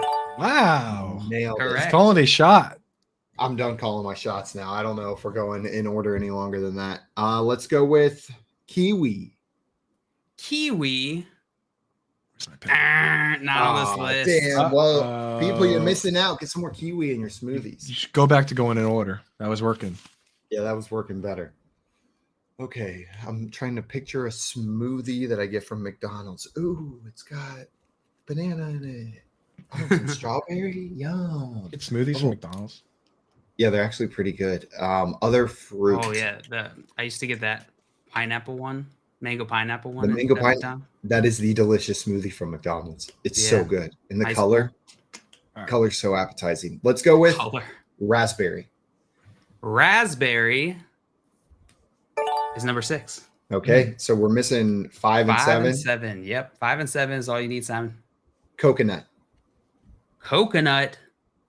Bonk. Not on this list. That was on my. Two strikes. That was on my list. I had written down here. I was feeling like that was maybe my sleeper candidate right there. I like that one. Now Friendly reminder, play along in the chat. I see some great guesses in there. These contestants cannot see the chat, so they won't see what you're guessing in there. We'll shout you out if you get it right. Okay. I'm going to go with lemon. Lemon. Show me lemon. Show me. Bonk. Lemon. Oh. No lemon. Goop. You know You what's can steal this. You know what's interesting is that JL said the name of this fruit out loud, and you said, "Yeah, that's a good one," but then you didn't guess the fruit. JL said pineapple mango smoothie, and you were like, "Yeah, that's good." How about pineapple? That's a good answer. Pineapple is number 5 on the list. Well done. Simon, he literally goes. You know, I'm not even mad. I'm not even mad at JL.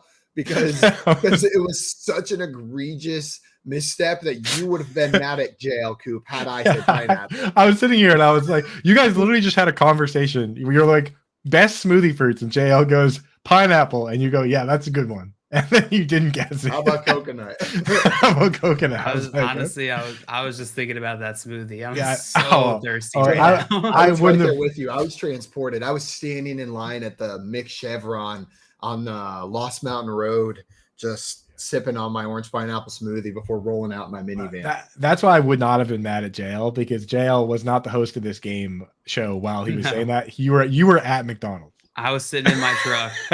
All the cup holders filled with mango pineapple do they still smoothies, have and that? nobody else in the car. Just Exactly. me. That's why I couldn't blame you, dude. You had been I was teleported. swimming in that smoothie. Yeah. Yeah, my bad. Didn't Oh, you're good, dude. completely You're good. forgot we were playing a game. Oh, they still have it. We are getting a mango pineapple smoothie for lunch, baby. I don't eat I mean, McDonald's anymore, unfortunately. Even the but I will. pineapple smoothies, though, I feel like that's kind of a loophole, Good. man. I feel like you can get away with It is like, a loophole, but I don't eat. I can't eat anything there, so I rarely go for just a smoothie. They put calcium in their milkshakes and their smoothies, so you can't. If you're vegetarian, Calcium? You can't eat it. Yeah, calcium is what I said.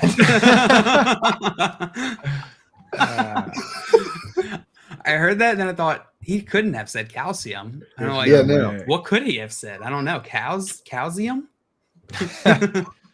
Wow, I'm looking at it now. This does look good.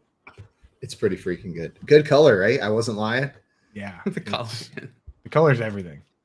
It's everything. It's like bright enough to make you want to eat it, but not so bright that you don't want to eat it. And I'm sure everything's artificial, including the coloring. But Oh, still, for sure. it looks Dude, great. the grossest thing I learned. I had a friend freshman year whose mom worked in the factory that made the scent A knob factory? for McDonald's fish.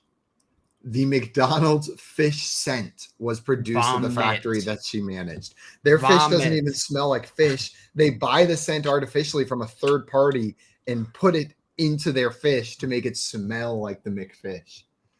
Nice. Can you imagine the scent of that place, of your workplace? Like what you produce is literally the smell of McDonald's fish. I That's I all would it feel smells bad, like. but she chose that.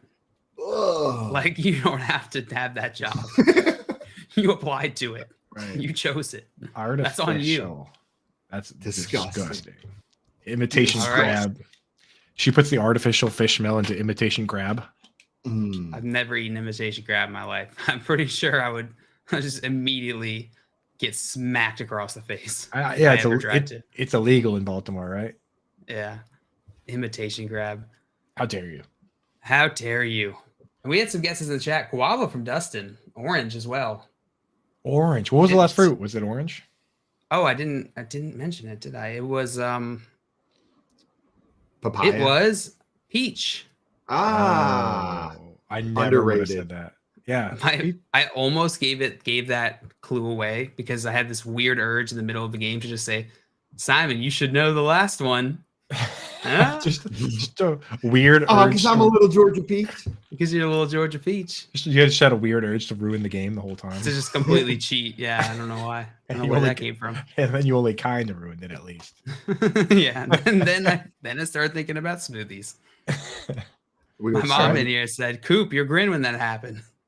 I guess you were smiling ear to ear. Yeah, I right when you didn't get that one, I was like, yeah, I was looking at you like, okay. I immediately wrote pineapple on my sheet here. Nice. It's like Joey yesterday, unable to solve Najee Harisky business on the fantasy football so show. funny, dude. If you guys missed it, go back and watch yesterday's episode of the fantasy football game show. We had Herms on. It was myself, JL, Joey, and then Herms was our guest. We played some Fortune, and it was there were a couple moments that are going down in FYF lore. JL, I think this is your moment to officially throw your hat in the ring for the next elections for FYF film guy. I know you've been kind of jockeying for that position, and I think I absolutely do not want that position. Joey I left have to buy all those books. Joey I left don't wanna buy books. Joey left the door wide open. Najee Harisky business. Oh my god, amazing! All right, let's get into our next round here. Fantasy Feud. Coop, you are up 6-0. Stupid. Our next prompt. Say your name when you think you know it. When you ever guess. Top 7 famous football coaches. Simon. Oh, I said it faster. Check the tape. Top 7 famous football coaches by what measure? Okay. It's Fantasy Feud or Family Feud style. So they're from surveys. The most famous. Bill Belichick. Bill Belichick is number 1 on this list. Simon, would you like to pass or play? I'll play. I'm curious. This could go a couple different directions. Like this could skew very young, or this could skew old. Like this could skew like legendary, in which case it might have been a mistake for me to play. As we know, I'm not the NFL historian that I aspire to be. With famous coaches, I'm going to go with Andy Reid. Andy Reid is number 7 on this list. Ooh, and I'm looking for top 7. Top 7. So more famous than Andy Reid. Mike Tomlin.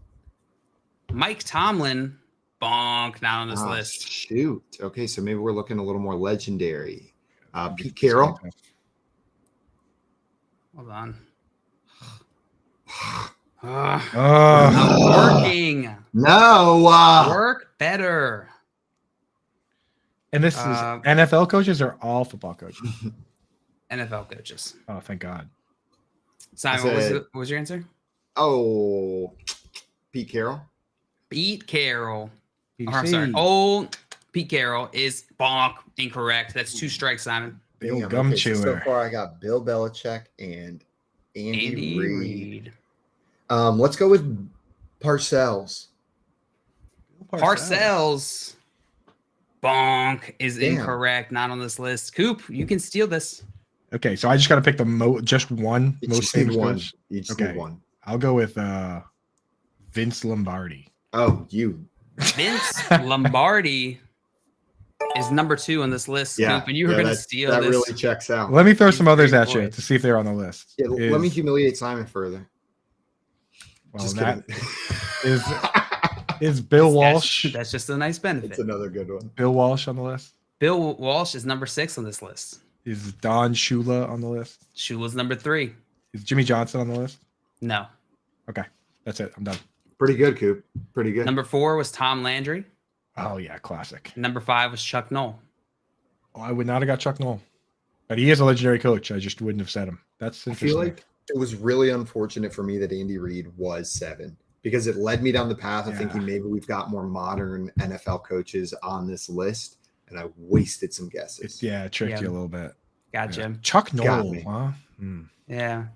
Easy as in the chat said Lombardi, Landry, Madden. How is Madden not on this list? Oh yeah, what the hell?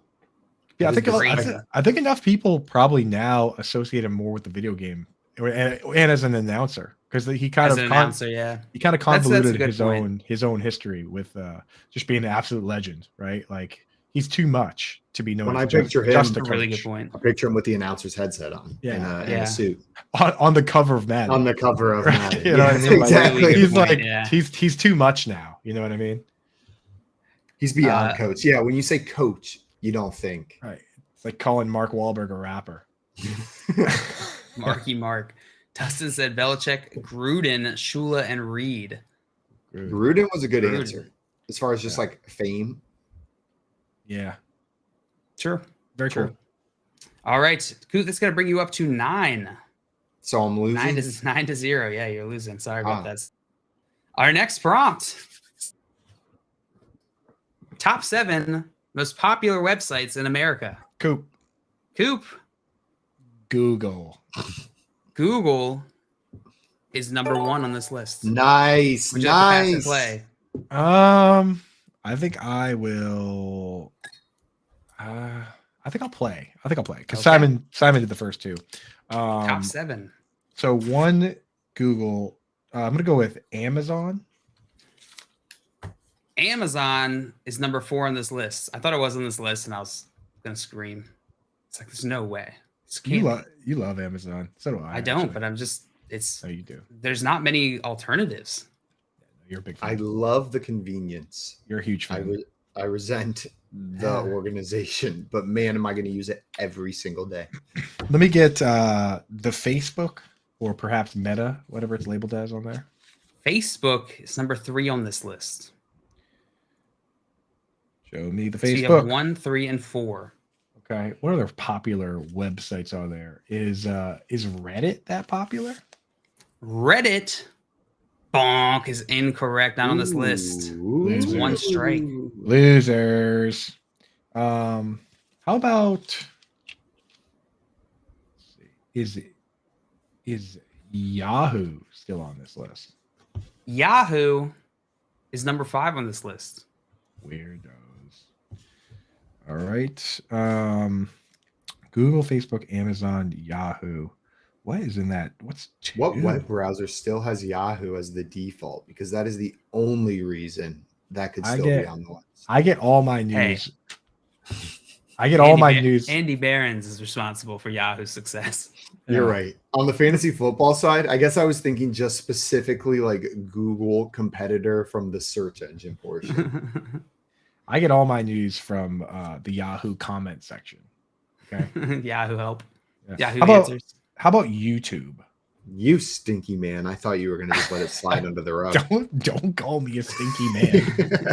YouTube is number 2 on this list. You foul, wretched, smelly beast. I wouldn't touch you with the 10.5-foot pole. Why am I getting grinched on? All right, Google, YouTube, Facebook, Amazon, Yahoo. How about 6? What are some websites that everybody that you Internet. can't Ever heard of it? Internet.com. How about Wikipedia? Wikipedia is number 7 on this list. Damn it. Good answer, Coop. Internet, boy. I was raised by the internet. I really wanted you to miss Wikipedia. Why? Because you love it too much. I do love it. I legit. I do donate. It's like me rooting for Simon to not get Nacho Libre. Yeah. Wikipedia is just it really is amazing. Nacho Libre is to Simon as Wikipedia is to Coop. Yeah. Is 6 as Amazon is to JL, I guess. 6 is probably some garbage news site. Is 6 like CNN? CNN bonk is incorrect. Is that 2 strikes? It's 2 strikes. 2 strikes on the boy. There's 2 strikes on the lad. How about AOL? AOL bonk.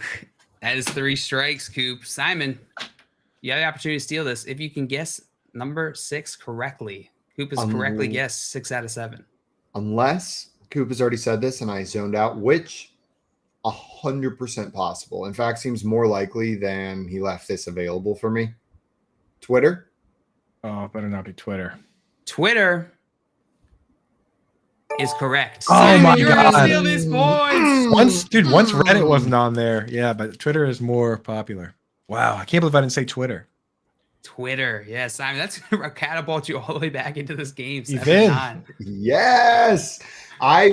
You have no idea the level of confidence I had that you guys were going to say, yeah, he said that. I should have said like Twitter. that I had just zoned out and missed it. Like, I thought for sure he was going to say Twitter. Yeah, Twitter went through my mind so many times, and then I moved on to another website that I never came back. I just never brought it back. My list was YouTube, Twitter, Wikipedia.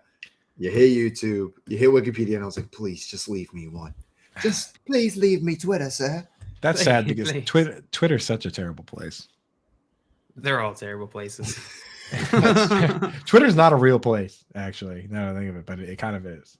What's not a terrible place on the internet? Can you think of a place? Wikipedia. You're right. It is pretty like communal. Humans of New York. That's another good one. Addictinggames.com. Nyan Cat. E-Bombs World. Toontown. Wow. 4chan. 4chan is that's definitely a pretty vile corner of the internet. Yeah. Yeah. Well, Coop, you're going to win this game 9-7. All right. You got my hopes up that I was going to be able to come back just to rip it out from underneath me. But it makes the scoreboard look a little less embarrassing. Everybody, we are going to be right back with some more Front Yard Fantasy morning show goodness. We got a draft coming your way, adult animation, then a new segment we're calling Show and Tell. And then our friend Alex is joining us for some trade value conversations. You're watching the Front Yard Fantasy morning show here on Better Sports Network. Monday Night Rants with Edward Rouse on Better Sports Network. Do you believe in the Madden curse? Do you think that's a real thing? I did. Now, I don't think it's as big of a deal anymore, but it was a real thing for a solid 10, 15 years. Yeah, it was Sean Alexander, LaDainian Tomlinson, Peyton Hillis. LT was never on the cover. I know that. Was he not? I thought he was one. Okay, well, you do know all the covers of everything. Yeah, okay. So if you want, I could do this real quick. So Garrison Hurst is the first official Madden cover athlete, 1999. 2000, I believe they still put John Madden on the cover. And then 2001 is where it all started. So 2001, you have Eddie George. 2002, Dante Culpepper. 2003, Marshall Falk. 04, Michael Vick. 05, Ray Lewis, first defensive player on the cover. Okay. 06, Donovan McNabb. 07, Sean Alexander. Okay. 08, Vince Young. 09, Brett Favre. Okay. 10 is a trick one because it's no way you know. And Larry Fitzgerald. 11, Drew Brees. 12, Peyton Hillis. 13, Calvin Johnson, I believe so. You're right. 14. No way you know all this. 14, also a trick question. I believe that's the Madden 25 cover, and it's Barry Sanders, unless you got it for the new consoles, in which case Adrian Peterson Oh my God. was on the cover. You're not cheating. You're not looking at. Swear on my life. Swear on my life. Okay, keep on going. 15, you have Richard Sherman. Okay. 16, hold on. 16 is Odell Beckham. Okay. 16. 17, now this is the one I get mixed up because 17 and 18 are back-to-back Patriots. They are. 17, I think, is Gronk, and 18 is Brady. You are correct. 19 is Antonio Brown. Correct. 20, Patrick Mahomes. Oh my goodness. 21, Lamar Jackson. 22, Brady Mahomes. 23, John Madden. But yeah, dude, I'm a cover nerd when it comes to this stuff. We now know, but that was really impressive. I don't know how. Thank you. That's literally 29 of them or something like that. Wow, that is.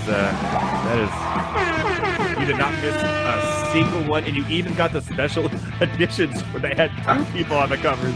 Monday Night Rants on Better Sports Network.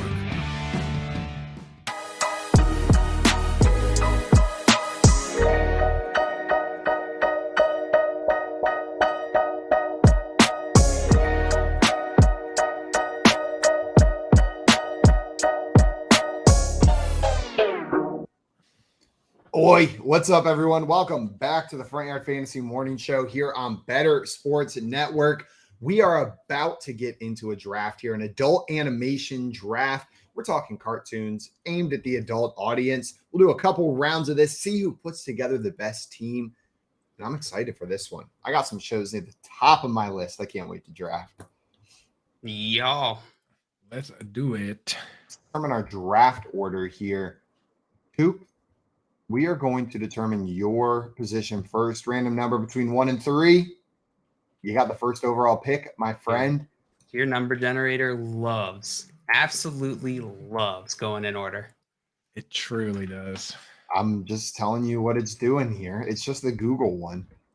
Only 3 options. Don't act shocked that it lands on one of 3 multiple times in a row.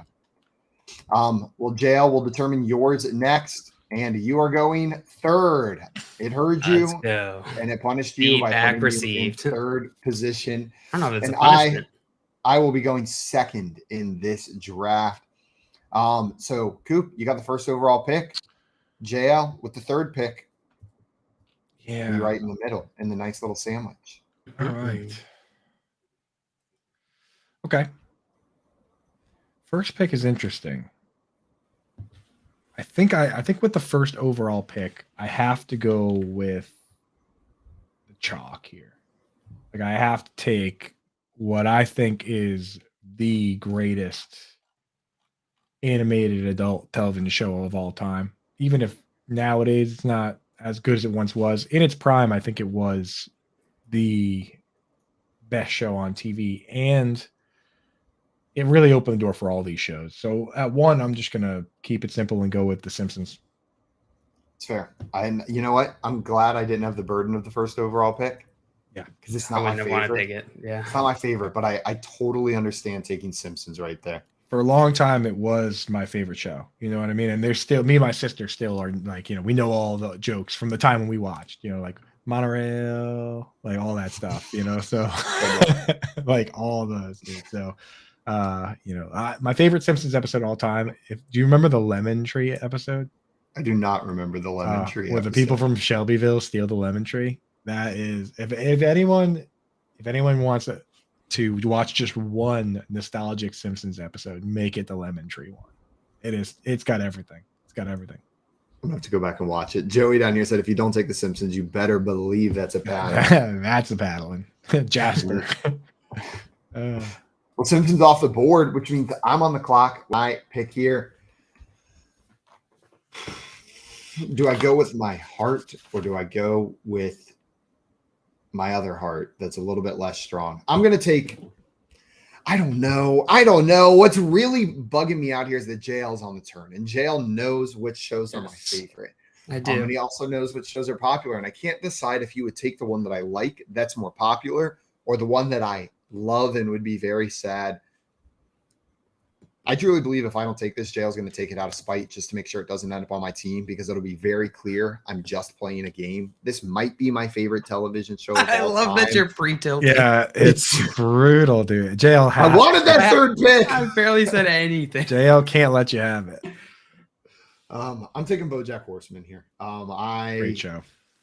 I think it's perfect. It combines some of the darkest and most emotional television I've watched, not just in animation, with the world's crappiest animal puns. Like, one of the main characters is a dog named Mr. Peanut Butter, and then they tackle very serious issues of like depression and mental health. It's this unbelievable juxtaposition put in the middle of a show that I can just turn on. So, dude, Paul F. Tompkins might be my favorite person ever, and he's the one person that voices Mr. Peanut Butter, and he's like but like, he is so good on Comedy Bang Bang. If you ever check out that podcast, dude, he does so many amazing impressions, like Werner Herzog and all these guys, man. Like, Paul F. Tompkins is an absolute legend. And I watched all of BoJack Horseman. If it wasn't for him, I wouldn't even have found that show. But like that, I love that show, man. That's so good. My favorite bit is the two kids in the coat. What is that? Vincent's Adult Man. Yeah, Vincent Adult Man is the best, dude. That's the best, dude. Yeah, Princess Carolyn's boyfriend, Vincent's Adult Man. Yeah, I have absolutely no problem. Gotta do business.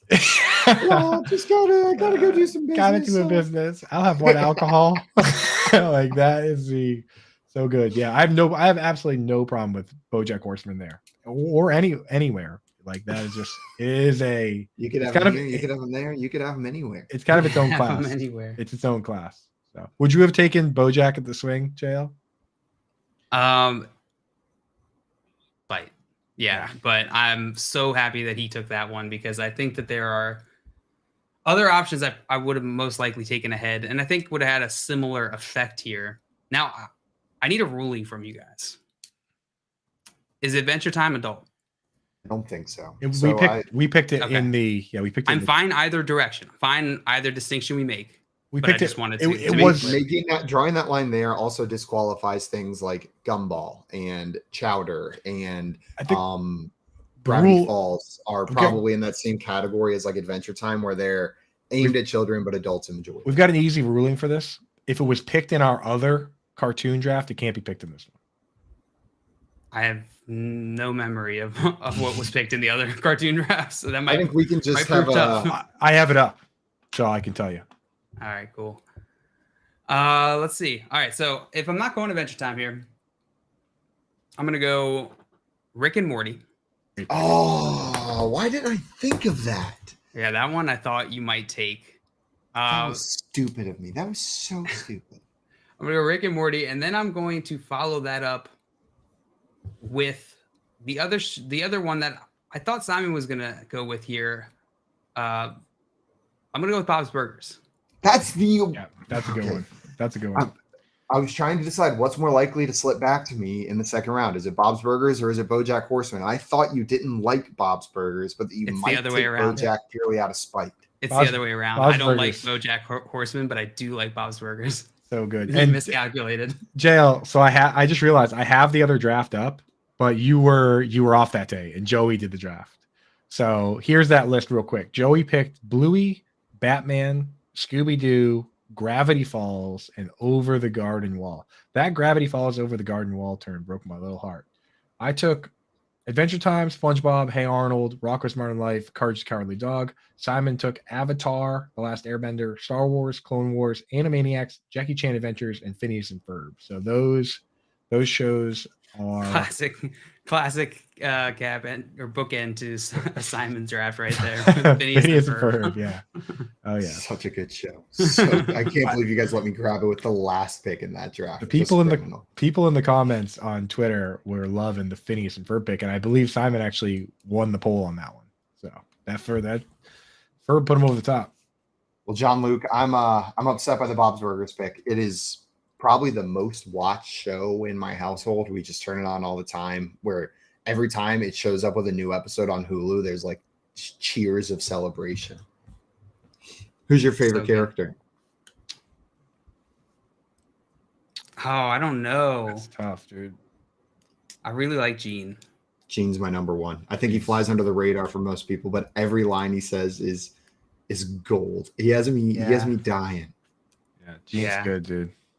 The episode where he finds the like fancy toilet in the woods. Do you remember that one? He finds the hyper advanced luxury toilet that like speaks and it becomes his best friend is maybe my favorite episode in the whole show. Tina's super underrated as well. Yeah, I don't know, maybe not underrated, maybe appropriately rated, but appropriately rated as hilarious. Top tier. Yeah, top tier hilarious. My girlfriend and I were driving home on a road trip one time. We were like, turn on a stand up to like make the last hour go by quickly. And so I just started searching on Spotify and I found one, turned it on, and then all of a sudden Tina was doing stand-up over the speakers in my car. It was a guy named like Dan Mintz, but I didn't know the name as the voice of Tina. And it's just this dude who does stand-up comedy. But it was so weird just hearing Tina's voice come through the speakers. Yeah. All right. We are to Simon back to Simon. And Jail took Bob's Burgers and Rick and Morty. Such a clean turn. Such a clean turn. You had a lot to pick from, but I think you picked the two I would have picked. Those are the two I probably would have picked. I definitely would have taken. I'm very happy with that. I would have taken Rick and Morty 100%. That was my number two. You know, even if that's the one I really wanted. Oh, that show. There's very few shows that have made me laugh out loud by myself than that show. That's one of the shows that made me, when I first saw it the first season, I was like grabbing my friends by the shirt collar and being like, you have to watch this show. You know what I mean? Like that show is so funny. It still is. I'm tilting a little bit.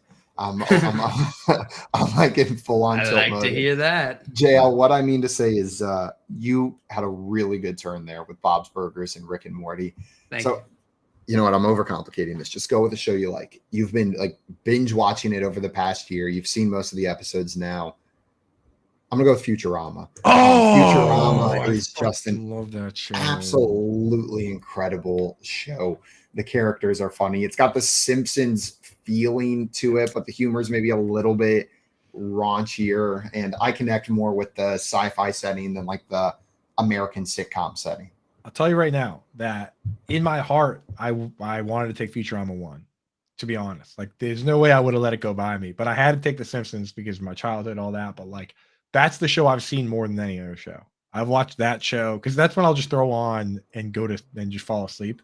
And there's actually an entire subreddit dedicated to people that throw on Futurama when they go to sleep, called Futurama Sleepers, of which I am a member. It is the like perfect just nothing show in my mind. It's so good. Like, yeah, I never laugh from Futurama where I'm like I'm like cracking up. Like, it's always a chuckle or just like a huh. And it's I'm never like drawn into the plot. It's just it's perfect for grabbing just like this much of my attention. Yeah. Who's your favorite Futurama character? That's a tough one. I don't know. Probably either Zoidberg. I was gonna say either Leela or Zoidberg. Yeah. I love Zap Brannigan. Zap Brannigan's voice. Yeah. Or if 1 million of my men have to die, that's a sacrifice I'm willing to make. Or Slams McKenzie. Hot. Hal in the chat was all about this one. Said, I love Futurama. I own it all on DVD. Yeah, that pick, you taking Futurama makes my picks much easier. I guess there's 3 here, but that I like. One of them I've spent significantly less time watching than the other. So I'm kind of going with chalk picks here, but at 2, I'm gonna take Archer. And Archer's another one where when it first came out, it was appointment television for me. I love H. John Benjamin too. He's the guy that does the voice. He does the voice for Bob's Burgers as well, right? But that show, he's a jazz pianist. Yeah, that show is amazing, dude. And the thing is, some of the later seasons kind of fell off a little bit, which I hate. Sometimes that tarnishes like how good the bits were in the early ones. I don't know. Do you guys ever get into Archer? I haven't watched all of Archer. I've seen episodes. I know Tim, whenever I lived with him, has watched every episode, so I've seen chunks of it, but never watched it in its entirety. Yeah, it's awesome, man. It is so good. And Joey is a one step ahead of what I plan to do here, which is just take South Park and walk it off. Which I got to take South Park, man. It is enjoy. Yeah, South Park is. There's nothing like it where these guys go out and they put together a truly brave TV show. Brave, modern, right? Like takes like, but they honestly, if you go back and look at the history of their show, very few of their takes ended up being wrong. Like one time, when you, it's the same as The Simpsons though. It's like you make as many takes as that. Yeah, but I mean, they're going to turn out right. They did have the ones where like they kind of bashed Al Gore. But then they came back and did another episode where they were like, you know what, global warming is real and it's a real problem and we apologize. But beyond that, like, dude, they're willing to take on Scientology and like Islam. Like, they're not scared of anything, honestly, those guys. So got to take those guys. I will say, you can't have a list. You can't have a list. They have their hits. They have a lot of misses. Of course. There's some episodes. There's some episodes that I have been on the ground laughing. Like the Sarcastaball episode is phenomenal. Yeah. But then there's other episodes where I'm sitting there and I just like, it's hard to even keep the TV on during that episode. You can't have that many episodes of a show without having misses, though. Yeah. You know, South Park is a love-hate for me where I am just, sometimes I love it, sometimes I hate it, but it had to be drafted in the adult animation draft at some point. Had to be drafted. Well, I appreciate the support for my pick. It had to be picked, but not good. Well, Coop, I feel like in drafts, generally, you are the one who will be like, guys, like, we can't just let this go. Like, I don't let it go. I do love that. I really do enjoy that show, and you take the value. I encourage everybody to also go see the Book of Mormon, which is made by Trey Parker and Matt Stone. Have you guys seen that play yet? I've not seen it, but I've heard it's hilarious. It is some of the most laugh out loud stuff. It is so good, man. It definitely deserved the praise and the Tonys that won. Let's see. I'm back on the clock here. I've got a pick that I feel like nobody's going to pick, but we don't have many rounds left. I'm just going to go with my heart. I'm taking an old MTV cartoon called Clone High. Did you guys ever watch Clone High? No. It was a show that was like your typical like high school drama, I think like One Tree Hill type show, but it was animated and all of the characters were high school clones of famous historical figures. So there'd be drama where like JFK and Abraham Lincoln are fighting over Cleopatra, and like Genghis Khan's a character, and this Gandhi's like the stoner kid who hangs out in the bathroom. I like that. It's really funny. It's really awful at times, but it's so good. Just one of those things where, like, conceptually, I love that they had it, and I love that they made it. Clone High. I'll have to check that out. Do you know if that's available anywhere to like I think I right bought now? it on Amazon. Is how I have it. Okay. So I don't know if you can just like stream it. But I'm pretty sure I bought it on Amazon season 1. Clone High. I've never Oh, heard it's of on. that. Oh, it's on Paramount Plus. I have that. Nice. There we go. So do I. Why did I buy it on Amazon? Well, now you have it forever. Support it twice. You love it that much. Yeah, I like it that much, which means John Luke, you're back on the clock after my Clone High pick. For 2. I am for 2. This one is gonna be tough. I don't really have like a clear pick, so I'm gonna have to. Tim in the chat said I nailed Simon's draft start. Nice, yeah. BoJack Horseman, Futurama, you got it. Nailed it. All right, one of these is going to be our pick. The other one is going to be a nostalgia pick. Okay. The nostalgia pick, I'm going to go with Robot Chicken. It was in heavy consideration for my last round, yeah. There's a few shows that really just immediately transport me back to a time and a place, and that's one of them. Dude, and that time and place is like waking up in the middle of the night in college and thinking I'm having a fever dream because of what's on the television. I was always in my friend's basement watching Robot Chicken. That show is so funny, but that show is like proof of the theory of relativity because that show is the longest 15 minutes that you can experience. Right? So good. Like it's coming at you a million miles an hour. And by the time it's over, I'm like, hey, that was only a 15-minute show. That felt like a year. Dude, the way you described it, though, I feel like is exactly how I remember Robot Chicken is every time it's waking up and Robot Chicken's on. Yeah. Like, I never turned Robot Chicken on. I just came into consciousness. Like, it was totally the fell asleep on the couch show. There's so many of those shows, though, that, like, were put on, like, Cartoon Network overnight or whatever, like Adult Swim, that, like, I've never watched Squidbillies. So I've watched every experience I have of Squidbillies has been against my will. Like, Everyone who watches that show, that's the case. Against my will. Like I've never actively put on that show, but I've watched a bunch of it. What Like makes it so endearing. with one eye open. Yeah, but Robot Chicken, I think the reason it seems so long to me is some of those bits, like that is one of the few shows that could have a 4-second bit, and that is that where they hit the mark and make you laugh, and then it's on to the next one, right? Like some of those clips were 2 seconds. Absolutely absurd. JL, I love that pick. I think some drafters may have left it slip through if it wasn't the three of us up here, but I'm glad it got drafted in our draft. Yeah. And the next one I'm going to go with is definitely not going to be a crowd pleaser. I'm going to go with Harmon Quest. Okay, that's a I great don't know show. if I know that and one. I know it is not fully animated, but it counts. Does that count? It counts. Yeah, that counts. That's a good point. I hadn't really quite thought of that. It is I know. primarily an animated show, so it counts. I've never heard It's- of it. It's phenomenal. You want to explain it, Simon? You got it, JL. It's your draft pick. It's my draft pick, but you're the one that told me about the show. It's a Dan Harmon show. They play Dungeons and Dragons and animate over it, and they bring on celebrity guests to essentially play characters in their campaign. Oh, that sounds great. Dan It's Harmon is so so good. funny, bro. And it's the audio of just them playing. So like it's them sitting around the table, but then afterwards they hire animators to So make it good. happen. It's really good. Really difficult to watch. It's the only downside. Why's that? Just where you have to find it's on Verve, the streaming Oh, okay. platform.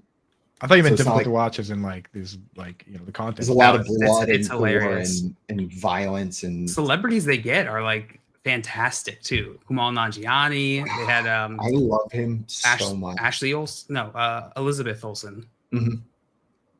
Thomas Middleditch. Oh, Middle Dish is on it. He's funny too. Yeah, they had him on.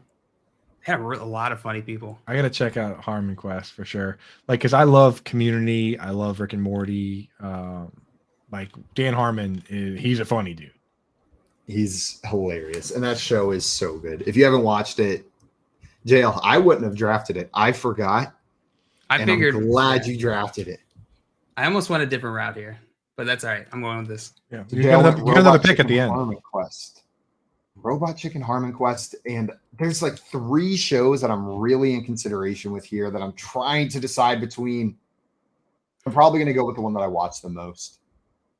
And there is a sub theme or a subplot in this show that elevates it above most other shows in the same category.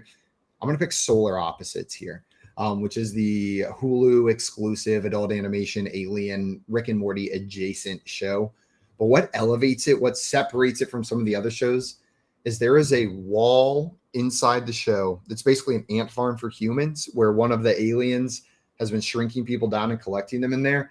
And the wall has its whole own subplot where there's an entire world and like political revolutions and uprisings and coups and tyrannical leaders and like just drama inside the wall. And they'll take full breaks from the normal like stupid comedy alien bullshit show to like have a like deep seated drama episode about the humans that have been shrunk down living inside the wall.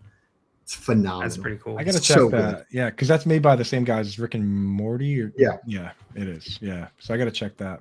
I haven't seen that one yet. Big fan. Our friend Josh suggested it to me, and I put it off for a very long time, and then finally watched it. And he was like, "I freaking told you were gonna love it."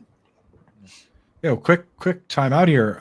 Better Boss popped in the chat and said that Hal won the Better Cast last night, too. That's good. Yeah, dude. Hal, congratulations. You are last night's champion of the Better Cast. Come on down, collect your prize, and show us your feet, Hal. Show us your feet, Hal. Show us your feet, Hal. He already did. To us. He actually already did. He's way ahead of the game. Them tutsels. Congratulations, Hal. You are the champion of champions and the better of the better folk. Show us your feet. Show us your feet. Well, you're on the clock. You got 2 picks here. I'm in a tough spot here. Because there's 2 absolute chalk picks that need to be selected. And then there's 1 pick that like I personally want to pick just to highlight it. You know what I mean? Like I want to just pick it and highlight it as a show. But are you laughing at Joey's suggestion in the chat? No. Hal said, my kid looked at me so weird as I danced to that and then started dancing too, unable to hear the music. little silent disco, dude. I love the idea of your kid just being like, I guess we're doing this now. Let's do it. Yeah. But I'm just honestly, just to highlight how ridiculous this draft has been so far, I'm just going to go straight chalk all the way top to bottom. So I already have The Simpsons, Archer, South Park, and I'm going to finish the draft by taking King of the Hill and Family Guy. And King of the Hill, that's the one that I wanted to pick last round, but I've watched pretty much all of it, but not. It never was like. I don't remember a single episode. Right. Yeah. And it wasn't like, but I know it is a great show. And it's like, it wasn't like The Simpsons to me where it was like, okay, The Simpsons is on, let's sit down and watch it. Right. Like it was on when it was on. Family Guy is one where I think it falls in the same category as South Park now because it went on so long and it's so many darts being thrown, like just all over the place, left, right, clips that hit, clips that don't. But if you just take like the best clips from that show or the best bits from that show or the best episodes, it can go up against anything. Like some of these shows that we're picking are only 2 or 3 seasons long. And if you just if you were just to make 2 seasons of the best the best Family Guy episodes, they would crush a bunch of these shows. Like Family Guy, say what you will about it, that show is funny. There's no question about it. Like that is a fair argument. If you took the best episodes and made like 2 seasons length, I bet you could put together a pretty convincing argument. Oh my God, there are so many clips.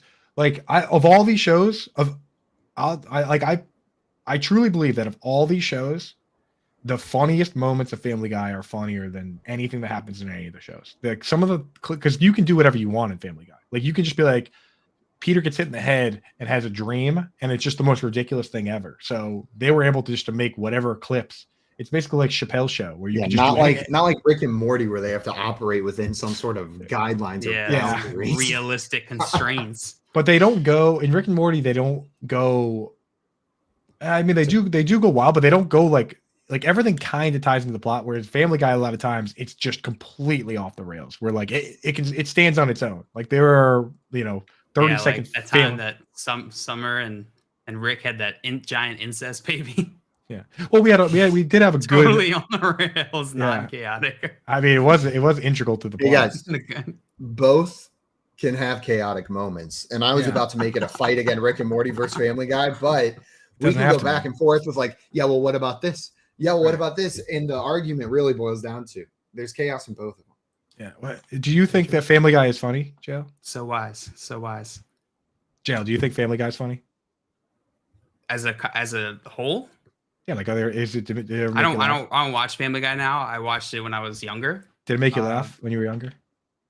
When I was like 11 to probably like 14. Yeah, that was like peak humor for sure. We watched a lot of Family Guy at my house whenever I was in high school. Know what I mean? Like once my sister was like late middle school, early high school, I was high school. That was the This Appeases Everybody show at the house where we put it on. Yeah. I didn't watch it much after that though. Yeah, it's me neither. But the thing is, like, I still go back. Like, my buddy will still send me like a clip of like Peter trying to pick up a dead frog with the lid of a box, and it just like still makes me crack up. Or Peter walking around with forks in his eyes and being like, "Has anyone seen my glasses? Like these eyes are." He goes, "These forks are they're pretty good for seeing forks, but not much else." Like it's just the stupidest jokes ever that I love. So. Well, South Park and Family Guy and King of the Hill on the turn. I love King of the Hill and Coop. I would have drafted it by now, but my biggest problem with King of the Hill now is that itch has been replaced by a non-animated show, and that is Letterkenny. I feel like Letterkenny scratches the same itch as King of the Hill to me, and in a better way. So every time I want to watch King of the Hill, I just want to watch Letterkenny more, and so I go watch Letterkenny. They get that same kind of like fast-moving, very casual dialogue that you crave from King of the Hill. Hal's got that frog joke. I poked some holes in it so he could breathe. That is one of my favorite bits, dude. For my last pick, man, this show does not have a long run, but it's one season, but I really, really enjoyed that one season, so I think I'm going to draft it. I'm going to take Midnight Gospel here. I hate you. I hate you so I am going to draft much, you Midnight idiot, Gospel. Dumb boy. Midnight Gospel. I've never seen that one either. They take audio from a podcast where they often discuss pretty like metaphysical or existential things and then do some wildly trippy graphics behind it. Like I don't even want to describe some of the episodes because they're shocking, but there's ones where like there's interviews with his own mother about what it was like to raise him as a human or raise them as a human. And then they do these crazy psychedelic animations behind it. It's the perfect thing to sit down and let them explore something for you and just kind of take in what they're saying, what they're showing you. It's a great end of the day show to turn off all the lights, throw on a dim lamp and watch an episode of Midnight Gospel. Wow, I'm looking at this now, and it's Duncan Trussell and Pendleton Ward. That's got to be absurd because those guys are crazy. Pendleton Ward's the guy that made like Adventure Time and all that stuff. Right? Yep. Yeah. And then Duncan Trussell is just like out of control. Was that going to be your last round pick, Joe? No, I wasn't gonna pick that. I hate that show. It's a stupid show. I don't even know why they named it Midnight Gospel. Great pick, Simon. Fantastic pick. Midnight Gospel. Thought it would fall back to me, but it didn't. Stupid robot chicken. But you made my life easy, Simon, because I was having trouble picking between two choices here. I think you picked the better of the two choices, but I'm fine settling here. I'm going to go with Undone, which is a Amazon Prime show. This is going to be like a solely personal pick because I feel like most people probably haven't seen this, but it is so fantastic. It has that like a Scanner Darkly type animation over it. I was literally just going to say that looking at the pictures that it's the Scanner Darkly style. Yeah, it is fantastic. It's very ethereal, maybe is the right word. Like it's a heady type of show. It explores like death and different aspects of that, but it's so trippy and so good. Nice, dude. I'm looking at this. Yeah, I have Bob Odenkirk's in this. Nice. Yeah, Bob Odenkirk's in it. Yeah. He's great. I've never even heard of this jail, but this looks phenomenal. Looks like something to add to my list to watch. It's very good. Daveed Diggs is on that too. I did not know he was in it. It has him on the cast list. He's the guy that did Hamilton. I know. He's also. I've been watching Extrapolations on Apple TV. He's in it. It's very good. I feel like we gotta do one round of honorable mentions just to get a couple out there. Because Just any that didn't get drafted that we wanted to say. There's one Death Love Robots was one on Netflix that I almost put out there. It's That's the animation anthology. But that was probably the next that was going to be on my list. I stayed out of anime, but there were a bunch of animes I wanted. I also assumed anime might be a different category at a later date. Might have to do that. Yeah. I wanted to pick what is the show Venture Bros. Have you guys ever seen that one? That show an episode, but I've never watched it in its entirety. That show is so funny, man. And Patrick Warburton's character on that show, Brock Sampson, is one of the great cartoon characters. Like if we were drafting Brockhampton? Brock Sampson is his name on there. Yeah, Brockhampton again. If we're going to pick just individual characters from shows, Brock Sampson would have definitely been on my team then because that character's amazing. Big Mouth, shout out. I thought you might take Big Mouth. I was between Big Mouth and Midnight Gospel on that last one, but I feel like Midnight Gospel rounded my team out a little bit. House's Paradise PD is awesome, terrible, but awesome.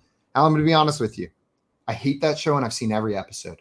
Every last episode. Every freaking episode of that show, I couldn't turn it off, but I hate it. Every time I was watching it, like the whole time, I'd go, God, this is stupid. This is so dumb. Next episode. This is just the dumbest thing I've ever watched. Next episode. Keep watching. Just over and so over many and of over those. again. Boondocks is one that I was going to draft. Yeah, I like multiple times. And I want you. Boondocks. I like you and I want you. Old school Beavis and Butthead. I got in trouble when I was 4 years old for being cornholio. They told my parents they had to stop letting me watch Beavis and Butthead because I was walking around preschool with my shirt over my head going, I am cornholio. Which to my teachers was probably hilarious. A little kid running around doing Beavis and Butthead impressions. Yeah, I liked. There's a show that nobody really ever watched, but besides me and my college roommate, did you ever see the Brendan Small TV show Home Movies? And H. John Benjamin is in that as well. He plays like it really is just if you just watch the clips of H. John Benjamin's character in that, then that's all you need to see. But he plays like the soccer coach for these kids, and it is some of the funniest stuff I've seen too. So shout out Home Movies. Gotta have that in Jay there. in the chat said Aqua Teen Hunger Force, and I almost drafted that one as well. That's definitely part of that Robot Chicken nostalgia, that Adult Swim late night shows. I oddly never really watched that one. That one made me giggle. Freaking Carl. Just the voice of the meatball alone is enough to elicit a giggle from me every once in a while. Like, if I'm just like not quite ready for it and he comes in with his little meatball voice, like it gets me to giggle so good. Immediately. It's very funny. Yeah. I'm going to practice that one. That's an impression I want to be able to whip out, the meatball from Aqua Teen Hunger Force. Good luck. Wait, this time next week, you're going to be calling me meatball. Oh, Hal says he's got a meat wad. Meat wad. That's the name. I'm sitting here calling him meatball like a fool. It's meat wad. He's not a ball. He's a wad. I haven't watched that show in forever. I wonder if it holds up. Maybe. Probably not. All those Adult Swim shows, I'm like, Yeah. Also, Jay with the direct quote. I want to whip out my meatball. Simon. There If you go. I didn't say it before, I did say it now. So now you guys learned. You can get me to say anything you want just by putting it in quotes with my name after it. I'll read it out loud, and then it's not false that I said that. Guys, coming up, we've got some show and tell ready for you. And then our friend Alex is joining the show to talk about trade values. Right now, you're watching the Front Yard Fantasy Morning Show here on Better Sports Network. As a longtime baseball fan, here's my message to other baseball fans, to steal a line from the Packers future Hall of Fame quarterback Aaron Rodgers, RELAX. Everyone needs to relax after what we saw this past weekend as spring training games out in Arizona and down in Florida got going, and we're inching closer and closer to Major League Baseball opening day. The rule changes in Major League Baseball is not for myself. It's not for you out there, the hardened baseball fan, whether you're a fan 5, 10, 15, 30, or even 50 years. From all around this great country. It's not for those that are going to be locked in. It's for trying to generate more fans. So if they want the pitcher to go out there and work in rhythm with a guy on base, begin the windup within 20 seconds, nobody on base, begin the windup within 15 seconds, or have the batter make sure that he's back in the batter's box within 8 seconds, then making the base pass first, second, and third bigger, eliminating the shift. All of this is to make the game better. We've seen leagues, whether it be the National Football League, do you think it's the same league as it is today in 2023, or what we saw in 2022 as it was 30 years ago? No, it's not. Is NBA basketball the same? No. How many games do you see being played? 83-79 finals. You don't see that at all. So every league adjusts to try and bring what? More fans into the sport. And that is something that Major League Baseball is going out there and trying to do. I've been critical at times of Rob Manfred, whether or not as a MLB commissioner, whether he likes the sport based on some of the rhetoric that he has spewed in years gone by. But I got to be honest with you, as a longtime baseball fan, I've been a Yankee fan my entire life. Watched a ton of Met games here in the tri-state area. Watched baseball all around. Can't wait for October baseball. Think it's absolutely unbelievable what is transpiring now and what's happening now, and the rule changes being brought about baseball.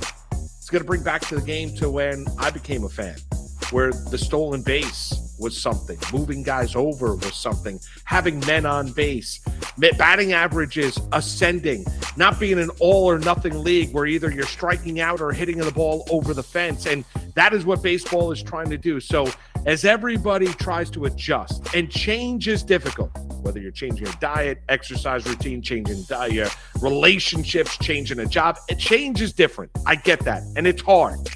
But let's take a step back. Let's understand what Major League Baseball is trying to do here.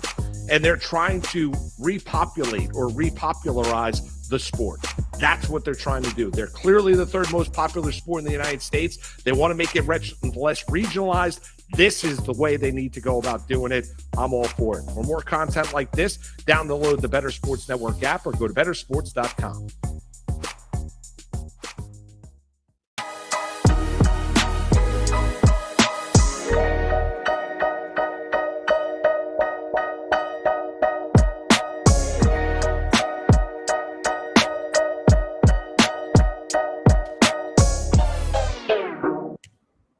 What's up, everyone? Welcome back to the Front Yard Fantasy Morning Show here on Better Sports Network.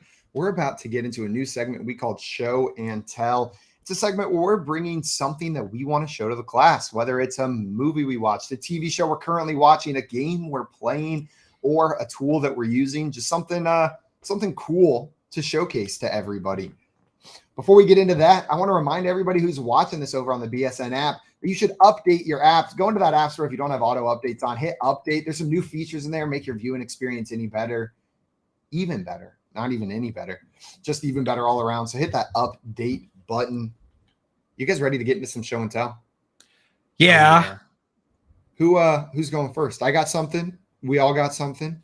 Then go for it. Okay. Show I'm going us. to jump Tell in. us. Well, I don't have the physical thing because I've been listening to audio book for it. I wanted to talk about a book series that I've been listening to that I've really, really enjoyed. It is the mythology series written and narrated by Stephen Fry. And if you know who Stephen Fry is, he is a British actor and comedian. He's been a host and has just an incredibly... The moment you see his face, you will recognize exactly. him. If you don't remember his name, you're going to Google Stephen Fry and go, oh, that guy. Yeah. Oh, I know that guy. And so he narrates it. And first of all, just unbelievable narration. But what it is so far there's 3 books. There's Mythos, which breaks down like the Greek gods and the myths surrounding them. There's Heroes, which breaks down like the heroes of Greek myth, like Hercules and Achilles and Jason and Atalanta, and you get kind of the stories of these guys. Wait a minute. One of those things sounds different than the others. Which one, Jason? Atlanta. Atlanta. Jason. Well, maybe you should. Yeah, it's like that's like I was. There's a prophet in the. I was listening to the last one, which is about Troy, the Trojan War. It's a retelling of the Trojan War, and there's a prophet, and they're like Diomytheus and Euclides and his sister Cassandra. Sarah. Like just Cassandra lives among all of these people. Yeah. Like just a time traveler who got stuck back there. But then the last one's about the Trojan War, and they're things you're familiar with a lot of the time. Know what I mean? We know about Zeus and we've heard Aphrodite and we know about Hercules a little bit. So there's some familiarity while you're listening to it. But the way he tells the story, he's just an expert storyteller and it makes it so much fun to listen to. And I feel like it's a good piece of knowledge to have available. Know what I mean? Like to be aware of the Greek myths. It inspires so much of our modern entertainment are based off of the stories of these heroes and of these myths. So many like archetypes of characters are based off of this. So it's a cool thing to have a connection back to. Do we know who wrote all those? There's multiple different sources that we go back to. Is it like the Bible? You mean in the sense that like there's multiple people who have contributed to the overall mythology? Yeah. Like not one writer. Yeah. And like it goes so far back that like it's just tough to tell exactly where they came from. I think a lot of it comes from Homer and what he wrote, depending on like what we're talking about there. And then there's other sources that they use. I don't go back to the original sources because it's always written really confusing. The furthest back I go is like Edith Hamilton's Mythology and the Mythology series by Stephen Fry. Yeah. Were the Greeks the first mythology people? No. There's been mythology as long as there's been human, probably. And Roman mythology was an adaptation of Greek mythology, or they came up simultaneously. Like there's dialogues for every Greek god. You can pretty much name the Roman equivalent. I choose to believe in all the gods. Every single one. Hades and Pluto as separate beings. Poseidon and Neptune. Why not? Or at least, hey, why not? I'm more of a why not type guy, right? Why not? Why not? Can't really prove one way or the other, so let people believe what they want. I choose to believe that it all could be possible. That's what, when listening to the like specifically, I want to recommend all three books. They're fun to listen to. There's a fourth one coming out covering basically the Odyssey, the travels of Odysseus after the Trojan War, is coming out next year. But the second one, the Heroes book, because I feel like that's one where we know the names, but I didn't really know the full stories. Like I didn't know the full story of Heracles, right? Like that was something that I just knew the Disney version. That book was so cool to listen to. Now I definitely want to check it out because I feel like mythology in general is something that I've wanted to get into since probably, I don't know, early high school. Never could. It's so never found an accessible, an entry point that wasn't like such a derivative that it was like so far removed from it all. This is so approachable and still true to the source material. Like it doesn't dumb it down for you. Yeah, and I love anything like that where it's like you can learn from it too. Where you can throughout your daily life be like, that reminds me of the story of Prometheus, and then you just kind of hit somebody with a banger, So it's if you're learning life lessons. Guy. Oh, this is a lot like that's me all the time. Actually, no, I got to ask you though, because like I'm one of the guys that like I know you say okay, second book is awesome. You should check that out at least. But I'm one of those guys that like I really do like doing things in order. And if I'm going to do it, I'm going to do them all. Is there an order to it, or can you kind of jump in wherever? Like the order is Mythos, Heroes, Troy, and they do kind of like. It's nice to have the background of knowing about all the gods whenever you go into the Heroes book, because there's relationships like back to Apollo, and this is the son of Zeus, and so to have that background going into it is nice, but completely unnecessary. That's where I would start then, personally. Well, there's mine. That is my show and tell. Who's going to jump in here next? I'll go next. I've actually mentioned this on the show before, but I feel like some people might not have ever seen one. So this is my favorite toy right now to cook with, and it is a immersion circulator. So looks like this. You plug it in, and then you take like this right here, and you fill this with water, and you put this inside here in the water, right? Like that. And what it does is it heats the water to whatever you set this thing to, and it kind of like keeps it swirling. And So then you get you inside. I'm sorry, what'd you say? And then you get inside. And then you get inside. Yeah. So it's and you take a bath, right? And then that's the broth. And then you raise fish.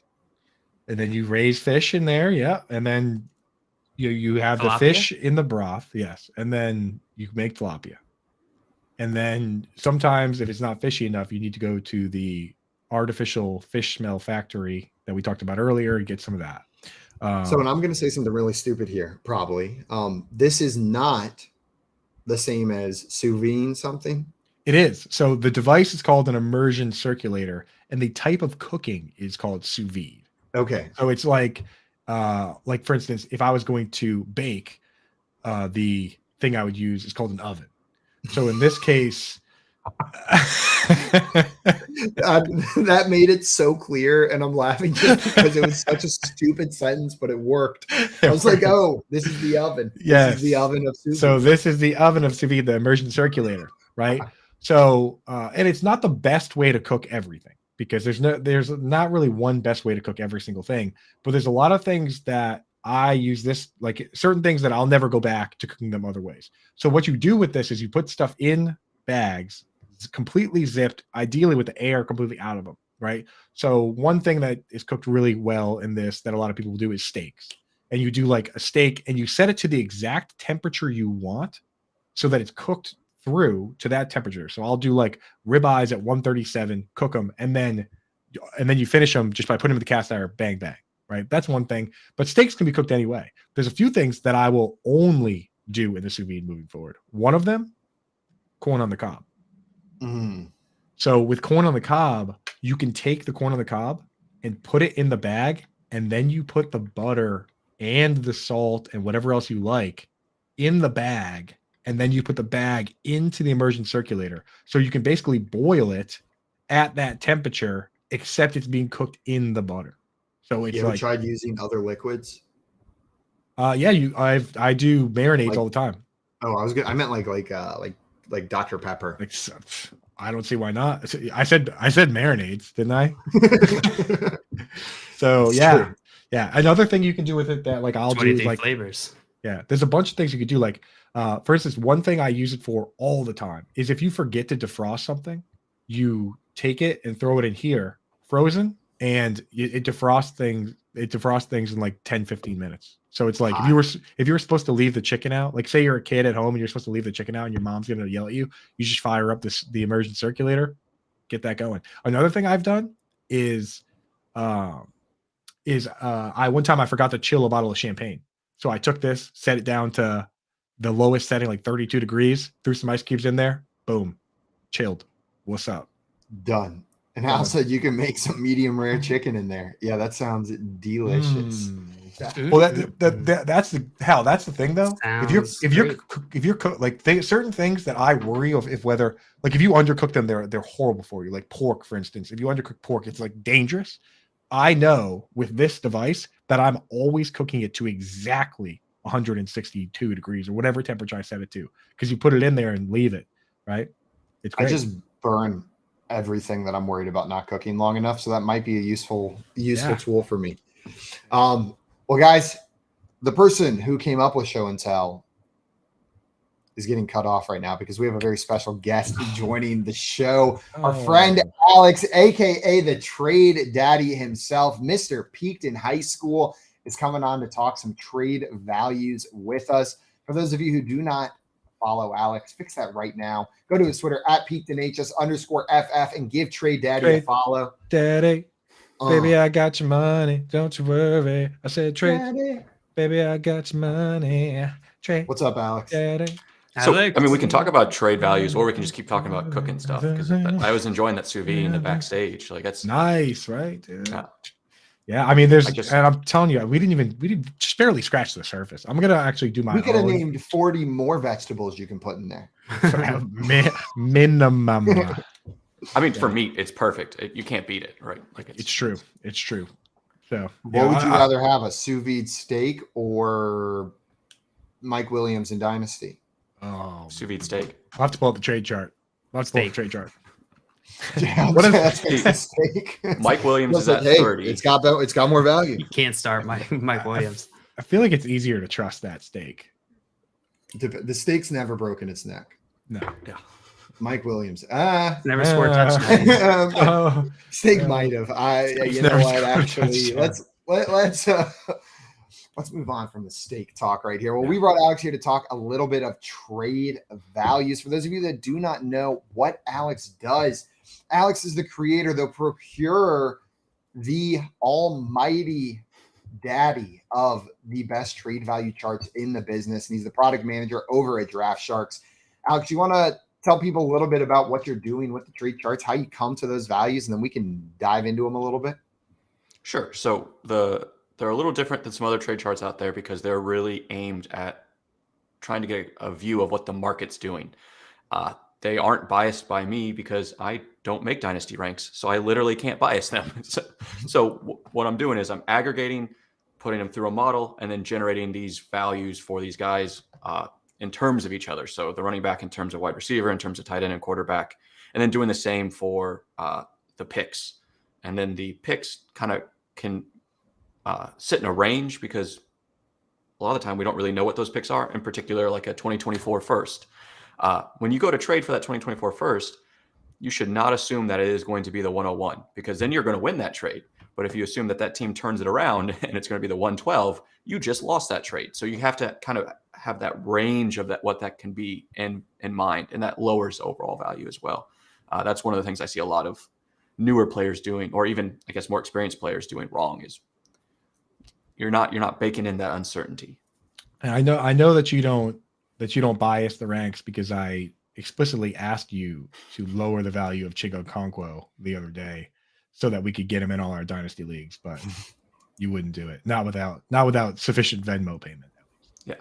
I mean, you have him in a dynasty startup, and it felt so good. Like good. Whenever, like way down in like round 15, whenever I was able to click draft on Chicago, I was like, oh man, roster talent. I mean, it took him a while. He stayed pretty low for a minute. It took a minute for him to really get pushed up to. I mean, I like where he is now. I think that. I mean, do you think that's too high, or do you think that's about where you would have him? Where is he on the charts? He's just under Trey McBride, Cole Kmet at 21. You might not recognize it because it's his full name instead of. It's Chickazim. I don't have the trade chart up. Why? Are we looking at the 1 QB or 2 QB dynasty? So I just tweeted out one maybe 40 minutes ago. That's hot, like it's fresh. It was just run. Posted the link in the chat. If you want to follow along, go ahead and hit that link. You can see Alex's trade value charts for two Superflex. Yeah, Superflex Dynasty. Fresh out the sous vide. There we go. I got him pulled up. 137, 12 hours. So he's jumped up quite a bit, even from last month. Whenever you ran this, he's closed the gap between himself and that group above him, not insignificantly. He was down below Noah Fant previously. And that was after a decent jump, and it looks like maybe there was some value lost ahead of him as well, not just him jumping up further. Interesting. Yeah, that's what happens with a lot of the tight end ones. Is we notice it during the season where it's not so much one guy coming down, or sorry, one guy going up, but something happening that drops another guy down. In this case, I'm surprised that Darren Waller hasn't moved up more than he did. Maybe people are still kind of adjusting to the idea that he's now in a new spot where he could potentially be a top target on the team. But I don't know. I think Waller could stand to be just a little bit higher than where he is. Yeah, I agree with you. And I thought that would be the overall sentiment as well. But then I listened to a podcast this morning. It was a network, those guys. I can't remember who it was, but one guy said was completely out on Waller. So I think the average sentiment is some people are just like, no, he's been in the league 8 years. He did it 1 year. I don't care that he went somewhere. I'm like, well, but he just is good. I don't know. Right. Like, I'm pretty excited about him. Yeah. I mean, he said 2 1,100-yard seasons. 1 year he had the 9 touchdowns, which was like the difference maker. But I mean, most of these guys are never having a single 1,000-yard season. Dallas Goedert's never had a 1,000-yard season. Like he's probably capable of it, but he's also behind 2 other really good wide receivers. Whereas Waller now is, I mean, we think that Wan'Dale Robinson is good, and I mean Isaiah Hodgins is fine, but like I think he's the best pass catcher on the team. So I'd be willing to jump in there at that price for sure. So it makes me think he's a dynasty buy. Right. There's a few other guys. He's 30 years old. He's 30 years old, and he's I think that when I'm looking at the names around him, Dalton Schultz, Greg Dulcich, I could see why there's a decision to be made. Darren Waller, when he was successful, he was really the main option on that team. There weren't a ton of other options. It's just circumstance, right? That his circumstance led him to be the big fish in that pond. So I think there's cause for concern, but I still think there's probably a little value to be had there. When you said the name Greg Dulcich, it put into perspective, maybe this is the all right range, because in Dynasty, who do I want on my team? Darren Waller or Greg Dulcich? Give me Dulcich. Like I will take Dulcich over Darren Waller in a Dynasty league right now, I think.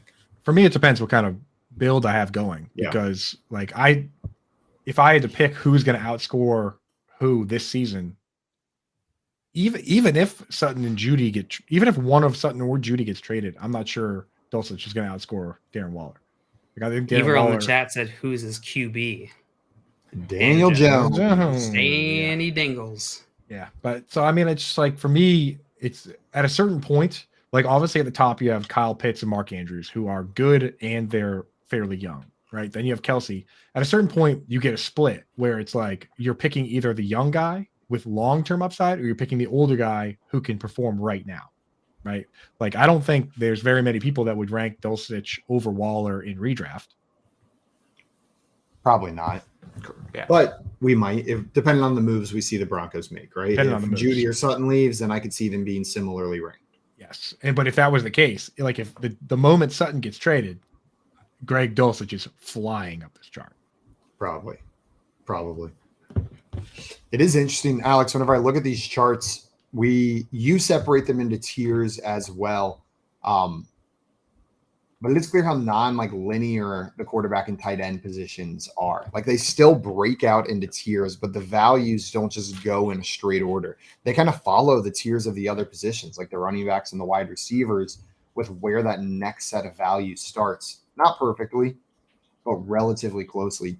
Is this just a symptom of the current landscape? Do you ever see them more tightly bunched, like where it's closer in the middle? Yeah, for a minute though, the wide receivers in like the February and January editions, the tier 3, 4, and 5, they just kind of clumped all together. And I'm not really sure exactly what happened to spread them out, because they just did a little bit. Like they just were some of them were just a little bit more clumped than normal. But they kind of separated themselves a little bit more and made it easier to see those tier breaks, I think, when you're looking at it. Maybe there's more consensus during the off season. Yeah. And so I mean, more people coming back in March, like fresh after grinding through the whole season. They take January, February off, and then they're like, okay, I guess we'll look at it again. Yeah. Linear dynasty rankings are tough. I wonder if there's any way that we could basically like make some sort of chart that goes like, okay, at the very top, you have the guys that are young and very good. So Jefferson, Jamar Chase, CeeDee Lamb, AJ Brown. It can be linear till there. And then there's like a decision point where it goes like this. And on one side, you have Stephon Diggs. And on the other side, you have Drake London, exactly. Where it's like, now you got to kind of make a decision.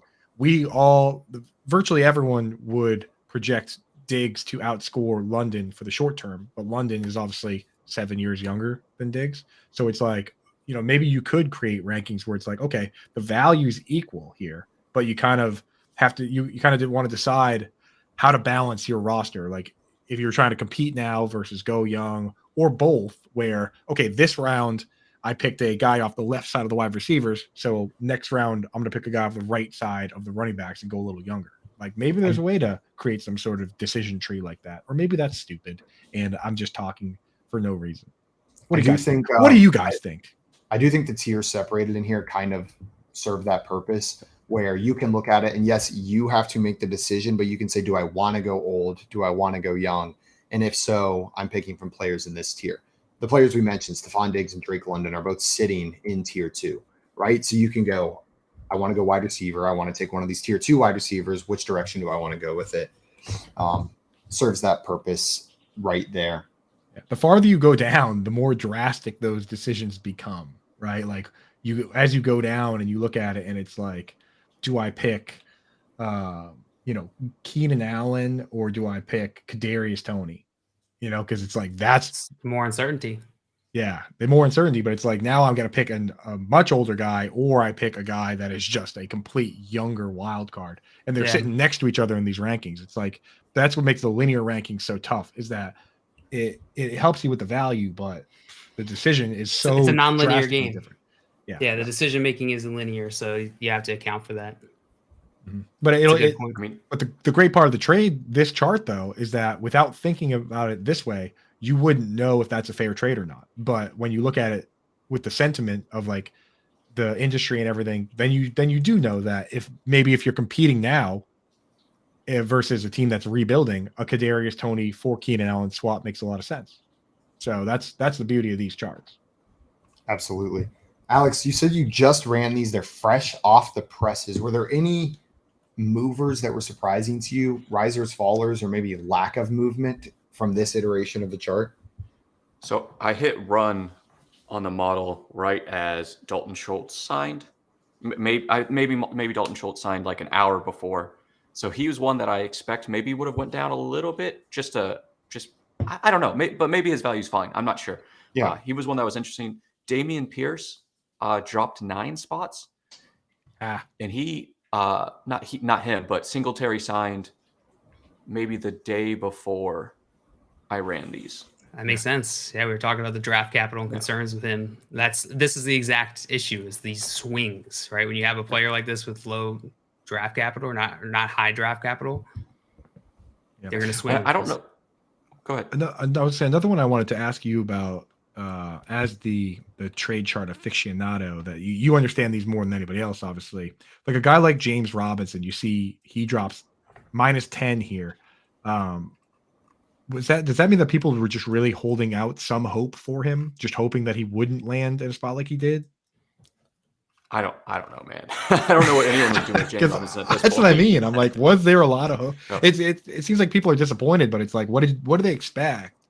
Like, why was he hanging on to so much value? Like, and that kind of thing to me makes me wonder, like, okay, what other free agent out there is holding on to value that we should try and get rid of before it gets confirmed, right? Like, I'd be surprised if anyone would take James Robinson from you right now for almost anything, or even before it. Like, he got traded to the Jets and didn't do anything. Like, yeah, that's what I'm saying. Like a Kareem Hunt, for instance. I look at his value up on that chart, and I wonder what happens when it's confirmed that he's going to be a backup somewhere. Where is James Robinson on the chart? I keep scrolling and scrolling and scrolling. In the middle of the orange, mid-third, right under Pierre Strong. Oh, wait, no. There he is down in the purple, the one I'm looking at, the one from his Twitter. Oh, I was on the wrong one. He's at Alan 11. chat said, I need a dynasty league. Yeah, you do. Dynasty is my favorite. It's like, I don't even see James Robinson on here. I think he fell off the chart. I see him at 11 on the one I'm looking at on your Twitter. Okay. I see him, Simon. 11. Okay, I see him now. Yeah, so he went up 2. Well, in the last one he took a huge drop. Apparently, I was looking at the wrong one. But yeah, kind of interesting with those guys. I also see Hal down here asking, why does draft capital affect position players but seems to have no bearing on defensive guys or O linemen? So I got a real easy answer for that. I have no idea because I don't pay attention to the contracts for defensive players and O linemen as much. And I wish I had a better answer for you, Hal. So maybe someone else does. Yeah. So, I mean, with offensive linemen, it's just like you go into the grinder and it seems like it's easier. Like you either get the job or you don't. That's the thing with offensive linemen, is that when you look at the snap counts for all the position players, the best ones are playing still only like 80, 90% of the snaps or whatever. Running backs, the best ones are playing like 60, 70. These offensive linemen, a lot of them are playing one over 1,000 snaps, 100% of the snaps. So you're either a starter or you're not. And that's why a lot of the offensive linemen, I think, once you earn that job and you're a starting offensive lineman, they don't care about the rest of it. So I think that's why that changes. And with defense, sorry, go ahead, Joe. No, finish your part. I was gonna say with the defensive guys, like the guys that get drafted at the top, like defensive ends, it definitely matters, and pass rushers, because there's certain guys that can do it and certain guys that can't, and the guys that can get to the quarterback just get paid way more than everybody else. Yeah, I think you could boil it down to two things. It's a really good question.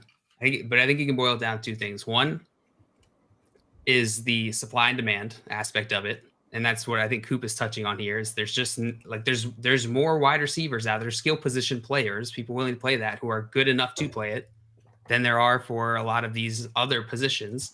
And I think the second aspect of this is the public pressure part of it, and the fact that skill position players are very much in the public's mind, and so there's more pressure from the the public on the decision makers to make moves, as opposed to like defensive players. There's not as much. Yeah, I think that's a great addition.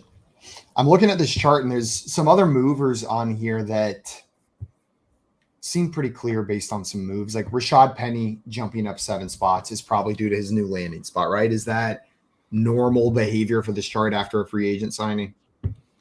I mean, didn't you hop on Twitter right after? Everyone was jazzed, man. Like, I'm surprised he wasn't worth 40 points. Like, right. Yeah. And well, I mean, there's probably I some get it. people moved I'm him up excited. 80 points, and a couple other people knocked him down 7 just because they hate him so much. And so that's how you get the average of up 7. Yeah, like I traded the 101 for him in one league just so I would have a piece. Like, I'll tell you, if the news on the actual amount that he got paid never dropped, then he would have been way higher, because that was the kind of come back to earth moment where they were like $1.3 million. Maybe not the mega drop the confetti moment that we thought it was. But these are the types. This is where these charts really come in handy. This is how I use them all the time. Is looking at those trends, looking at these like big swings in public sentiment, because most of the time it's not going to hold up, or it's going to change. It's going to change again. So that's where the value of these charts come in. Yeah, and you're right, JL, that it seems to be so tied to public sentiment. It's crazy. Like Austin Eckler mentions that, like, one rumor drops on Austin Eckler, he loses 9 points, right? Yeah, take advantage of that. Wild, yeah. That's how you got to sneak in. This is a good way to peek in and see what people are thinking out there, and see if you can take advantage of whatever news is going on in the moment. Well, the biggest example I remember was when Tyreek Hill, the whole thing came out when his son broke his arm and all that stuff. Like, he was free, and then within a month they were just like, oh, by the way, that was a big nothing, and also we're signing him to a big extension, right? And then it was like, oh, okay, wish I didn't trade Tyreek Hill a week ago, Yeah. So Mecole Hardman was a first. Mecole Hardman in the first. Yeah. Alex, there was something else going on this chart that I don't quite understand why it's happening, but there seems to be a pretty clear trend. Quarterback value seems to be getting pumped up, like across the board. There's a lot of positive, especially at the top compared to other positions, I'm guessing. Do you think this is off-season behavior causing quarterback value to just rise across the board pretty much simultaneously? I think part of it was that quarterbacks are probably a little undervalued to start, and I think there was a shift of like go try and trade for a quarterback in a super flex league right now. It's hard. Yeah. It's hard, right? It, like no one's going to give up Trevor. I mean, maybe Fields. I don't know, because you might get people that don't believe. But like, go try and get Trevor Lawrence or Justin Herbert or Joe Burrow. Like maybe Herbert you could, but like Josh Allen, Mahomes. So I think they were maybe even a little undervalued, and I think I like where they are now more, because they're hard to get if you aren't drafting them in the startup or overpaying like crazy. They're hard to acquire. Yeah. The other just looking at this, like some of the wide receivers, AJ Brown for like the quarterbacks right below Kyler Murray, that probably is around where Kyler Murray needs to be. Like he needs to be valued similarly to AJ Brown, because that's the kind of player you're going to have to move to get him. That's how they're drafting a startup. Now, my first thought is that, so you run the chart in February, and when all these guys are free agents and they can't sign anywhere, and then you run it again now, it's like you have all these teams that are empty and all these free agents that are just kind of sitting around, and then you start putting those guys on teams. Like, naturally the quarterback value is going to come up. Like, you take Justin Fields, right, and then just sprinkle a little DJ Moore on there, sprinkle a little David Montgomery, and then of course we're going to look at Fields and his value is going to be up. So maybe right now is a good time to look at it. And if you were going to sell a QB, could be a good time to do so. It is kind of like narrative street. Like people, like that's what you can kind of visualize is like the narratives happening. Because I think Coop, you make a good point. It's people can actually visualize what that player is going to be next year, and that helps them either get excited or the opposite. Calvin Ridley coming back. Like, look how good Lawrence was in his first year outside of Urban Meyer. Just imagine what he'll be next year with Calvin Ridley added to the mix. You're right. That's it. But we see that trend at various parts of this game. Like rookie picks the same way, right? Like the closer it becomes to being real, where people can attach a name to it, it becomes more valuable. Yeah. And that's the beauty of these charts. Like the Damian Pierce example is great because like everyone was saying, hey, trade this guy before something happens. And now this chart can show you exactly what happens, right? You can see exactly what happens when they add that player. Alex, I gotta ask you one more guy that kind of jumped out to me is what do you think might be responsible for the change? And I know, again, you're not the person that assigns the values. So you're doing your best to kind of try and explain the market. But what do you think is the reason that Saquon Barkley lost so many points from February to now? I think it was the tag, to be honest. I think people were having hope that he would go to Kansas City or somewhere fun, right? Yeah. Really somewhere with a good offensive line, somewhere. So it was just like, yes, he could be anything. He could be Saquon Barkley on the Chiefs. No, he's Saquon Barkley on the Giants. And I don't know if I think I saw a tweet once that he might sit out, but I don't know if that it was verified, but maybe there's some of that, like, the Bell situation from 2019 of, well, I'm not going to play. So maybe a little bit of both of those things and just uncertainty. Like he was tagged this year. What's he doing next year? He's not getting that 3-year contract that we were hoping for with somewhere that we wanted him to go. That would be my guess. So it mostly was him being flip-flopped. He was above Walker, and then the quarterbacks kind of just the Deshaun, Dak, Kyler, and Lamar all just went bloop, and just hopped up in front of him, and that caused that big jump. So we saw the quarterback jumps. And then I also feel like this is the time of year where if someone's going to do a passing of the guard in their mind, a lot of times it happens looking back on the season. If they're going to move Kenneth Walker ahead of Saquon Barkley in their rankings, it's not going to be week 17. It's going to be week 3 of the offseason. They're going to come out there. They're going to go through. They're going to look at tape. They're going to analyze their rankings. And then this is when they start making that switch from the older players to the younger players. Well, I should have said it was actually they re-signed Matt Breida, so they were worried about Saquon just losing those touches. That's really it right there. Yeah. The monster, Matt Breida. So we got Hal in the chat with a question for us in here. Wants to know, where are Swift and Montgomery at on this chart? So 2 free agent running backs that have been on the move. DeAndre Swift lost 12 points, down at 50, and David Montgomery gained 2, but recovering from a big drop, it looks like, down at 32. So Swift still significantly ahead, but lost a lot of value. Now similarly valued to Tony Pollard, Najee Harris, Javonte Williams in that range and that ilk. What do you think of that spot for Swift, Alex? Is that appropriate, an overreaction? Do you expect a correction back up? No, I think it's probably not enough, to be honest. He probably should be closer to the Dalvin Cook tier, like down at 42, really. And then I would put David Montgomery higher. Wow. And I have a lot of Swift rostered, and I liked him. I think 2023 is not his year. And I think maybe next year somewhere else he'll be it. But I mean, you don't sign someone like Monty if you're going to run Swift a bunch. Like, I feel you on that. That we have to remember that the narrative on Swift was Matt Patricia was trying his hardest to save his job, and he was like, they were like, how can we? What's the one thing we could draft that could immediately impact this offense in a positive way? Well, we'll take a running back at the top of the second round. Right, like that was his last gasp to keep his job, but he's a holdover from the last regime. These new guys want to do their own thing. That doesn't mean that Swift can't catch on later. So I'm with you. I'm holding Swift just to see if maybe it is a situation where these guys just wanted a ground and pound guy like Jamal Williams or Monty, but another team's going to look at Swift and say, hey, that's exactly what we want. Yeah. Jail, do you think this is appropriate? Are you more optimistic about Montgomery and maybe pessimistic about Swift like Alex here? Or is this a signal to go try to trade for Swift in your mind? It depends. It depends on how low this value gets. Where he's at currently, I think the risk is probably he's appropriately priced for the risk. I mean, around Najee Harris, I would rather have Najee Harris all day. Javonte Williams, Tony Pollard he's interesting. He's where it gets interesting. They did just add Ronald Jones. I bet this hasn't taken into account the Ronald Jones signing into Tony Pollard's value yet. That's true. It did not. That's true. DeAndre Swift, I think, will be. I don't think that the outcome will be quite as bad as I think the picture Alex is painting, but I do think he's going to be impacted by David Montgomery. So I think the point Alex making is a good one. It's going to look different for him, and Swift is he's got to stay healthy. I mean, that's the bottom line. I think the David Montgomery signing is coming off the back of we have to rely on Jamal Williams. We can't rely on DeAndre Swift. Yeah, it makes sense.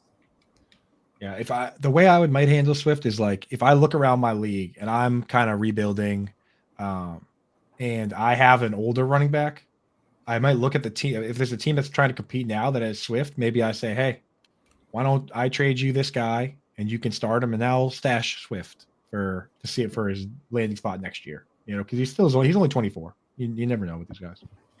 Yeah. Would you send Derrick Henry to get Swift? If I looked around the room and gave myself like a 2% chance of winning the league or 5% chance of winning the league, like if my only good player was Derrick Henry, then I might consider doing that. Just because like the last thing you want to do is have no shot at winning, but then have a player like Derrick Henry that can just win you a couple matchups and make it so you come in like 9th instead of last. So. I would rather just, if you have Swift, I'd rather try and get a first rather than Derrick Henry. Like if it's Derrick Henry or DeAndre Swift, I'm probably just not making that trade, regardless of which side I'm on. You just keep that. Even if your team like stinks, you'd rather just hold on to Derrick Henry till the wheels fall off.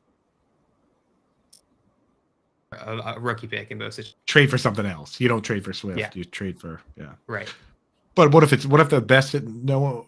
Yeah, you could probably still get a first for Henry. So I think you maybe. According to these charts, both these guys are first round values this year. Yeah. Swift being a mid first and Derrick Henry being a late first. And I would do both of those trades. Yeah. Now, if no one will give you a first, but someone's offering you Swift, would you do that or would you just hold on to Henry? Let's just hold on to Henry. Henry staying put. And Henry, I wanted to bring up just because it looks like he lost 4 points just for getting older. Did the 4 points was that just Derrick Henry still around? And surely maybe this year he's a year older. He's 31 days older, man. Like. No, it was the trade rumors, right? I'm sure. That was that. Surely that's what did it. Yeah. Well, Alex, I want to thank you so much for taking the time to come on with us today. Everybody watching, if you're not already following our friend Alex, go and check him out on Twitter at PeaktonHS_FF and check out what they're doing over there at Draft Sharks. Alex, thank you so much for taking the time to come on with us today, my friend. Always love hanging out with you guys. Enjoy the rest of your Wednesday. Trade daddy. Maybe I got your money. Well, guys, that is going to be it for us today. The Trade Daddy's out of here, and we are shortly behind him. But we will be back tomorrow with some more Front Yard Fantasy Morning Show fun from 7 to 10 a.m. Eastern Time, just like we are every day, Monday through Friday. Until then, though, we are out of here. Enjoy the rest of your Wednesday, everybody. Enjoy some Moose and Keith coming up next. And we'll see y'all bright and early tomorrow morning.